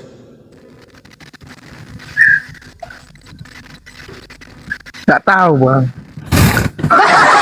Gak tahu dia Bang Blender. Memang dia butuh pengajaran. Beliau ini orang baik sebenarnya, tidak pernah makan sabun, iya kan? Betul? Abang istirahat lah. Abang istirahat. Ya sudah, kalau gitu Bang Blender silakan. Abang tidur. Di sini nggak pernah makan ini sih, tapi dia demennya itu kemangi dia tiap malam dia mbak. Kemangi murid gue dong. Waduh, itu Ciucok kalau lagi pakai kemangi marah dia sampai lutut loh. Yang sudah pakai itu pasti udah rasakan tuh. Benar juga kata Bang Sumo, kok dia pakai bayangkan aja kalau orang yang sudah pakai kemangi dia pakai celana bola. Si Ucu selalu mengatakan kalau pagi, selamat pagi Indonesia. Gitu loh. Kalau dia jongkok itu kakinya 3 kandas. Masalahnya darahnya taruh. Balas ya mereka. Gacor kali, gacor. Bang Andi loh, bukan aku loh. Itu Bang Andi. Gimana, Pit? Rencana selanjutnya mau kemana, Pit? Ke pasar beli kemangi. Pit, Ya, rencananya gimana nih? Kemangi. rencana apa? Beli kemangi. Saya mau diceramain 1000 tahun juga bakal gini-gini aja. Iya. Innal ladzina kafaru sawa'un alaihim a anzartahum am lam tunzirum la yu'minun. Betul Apa itu, artinya, Bang. Bang? Orang-orang kafir itu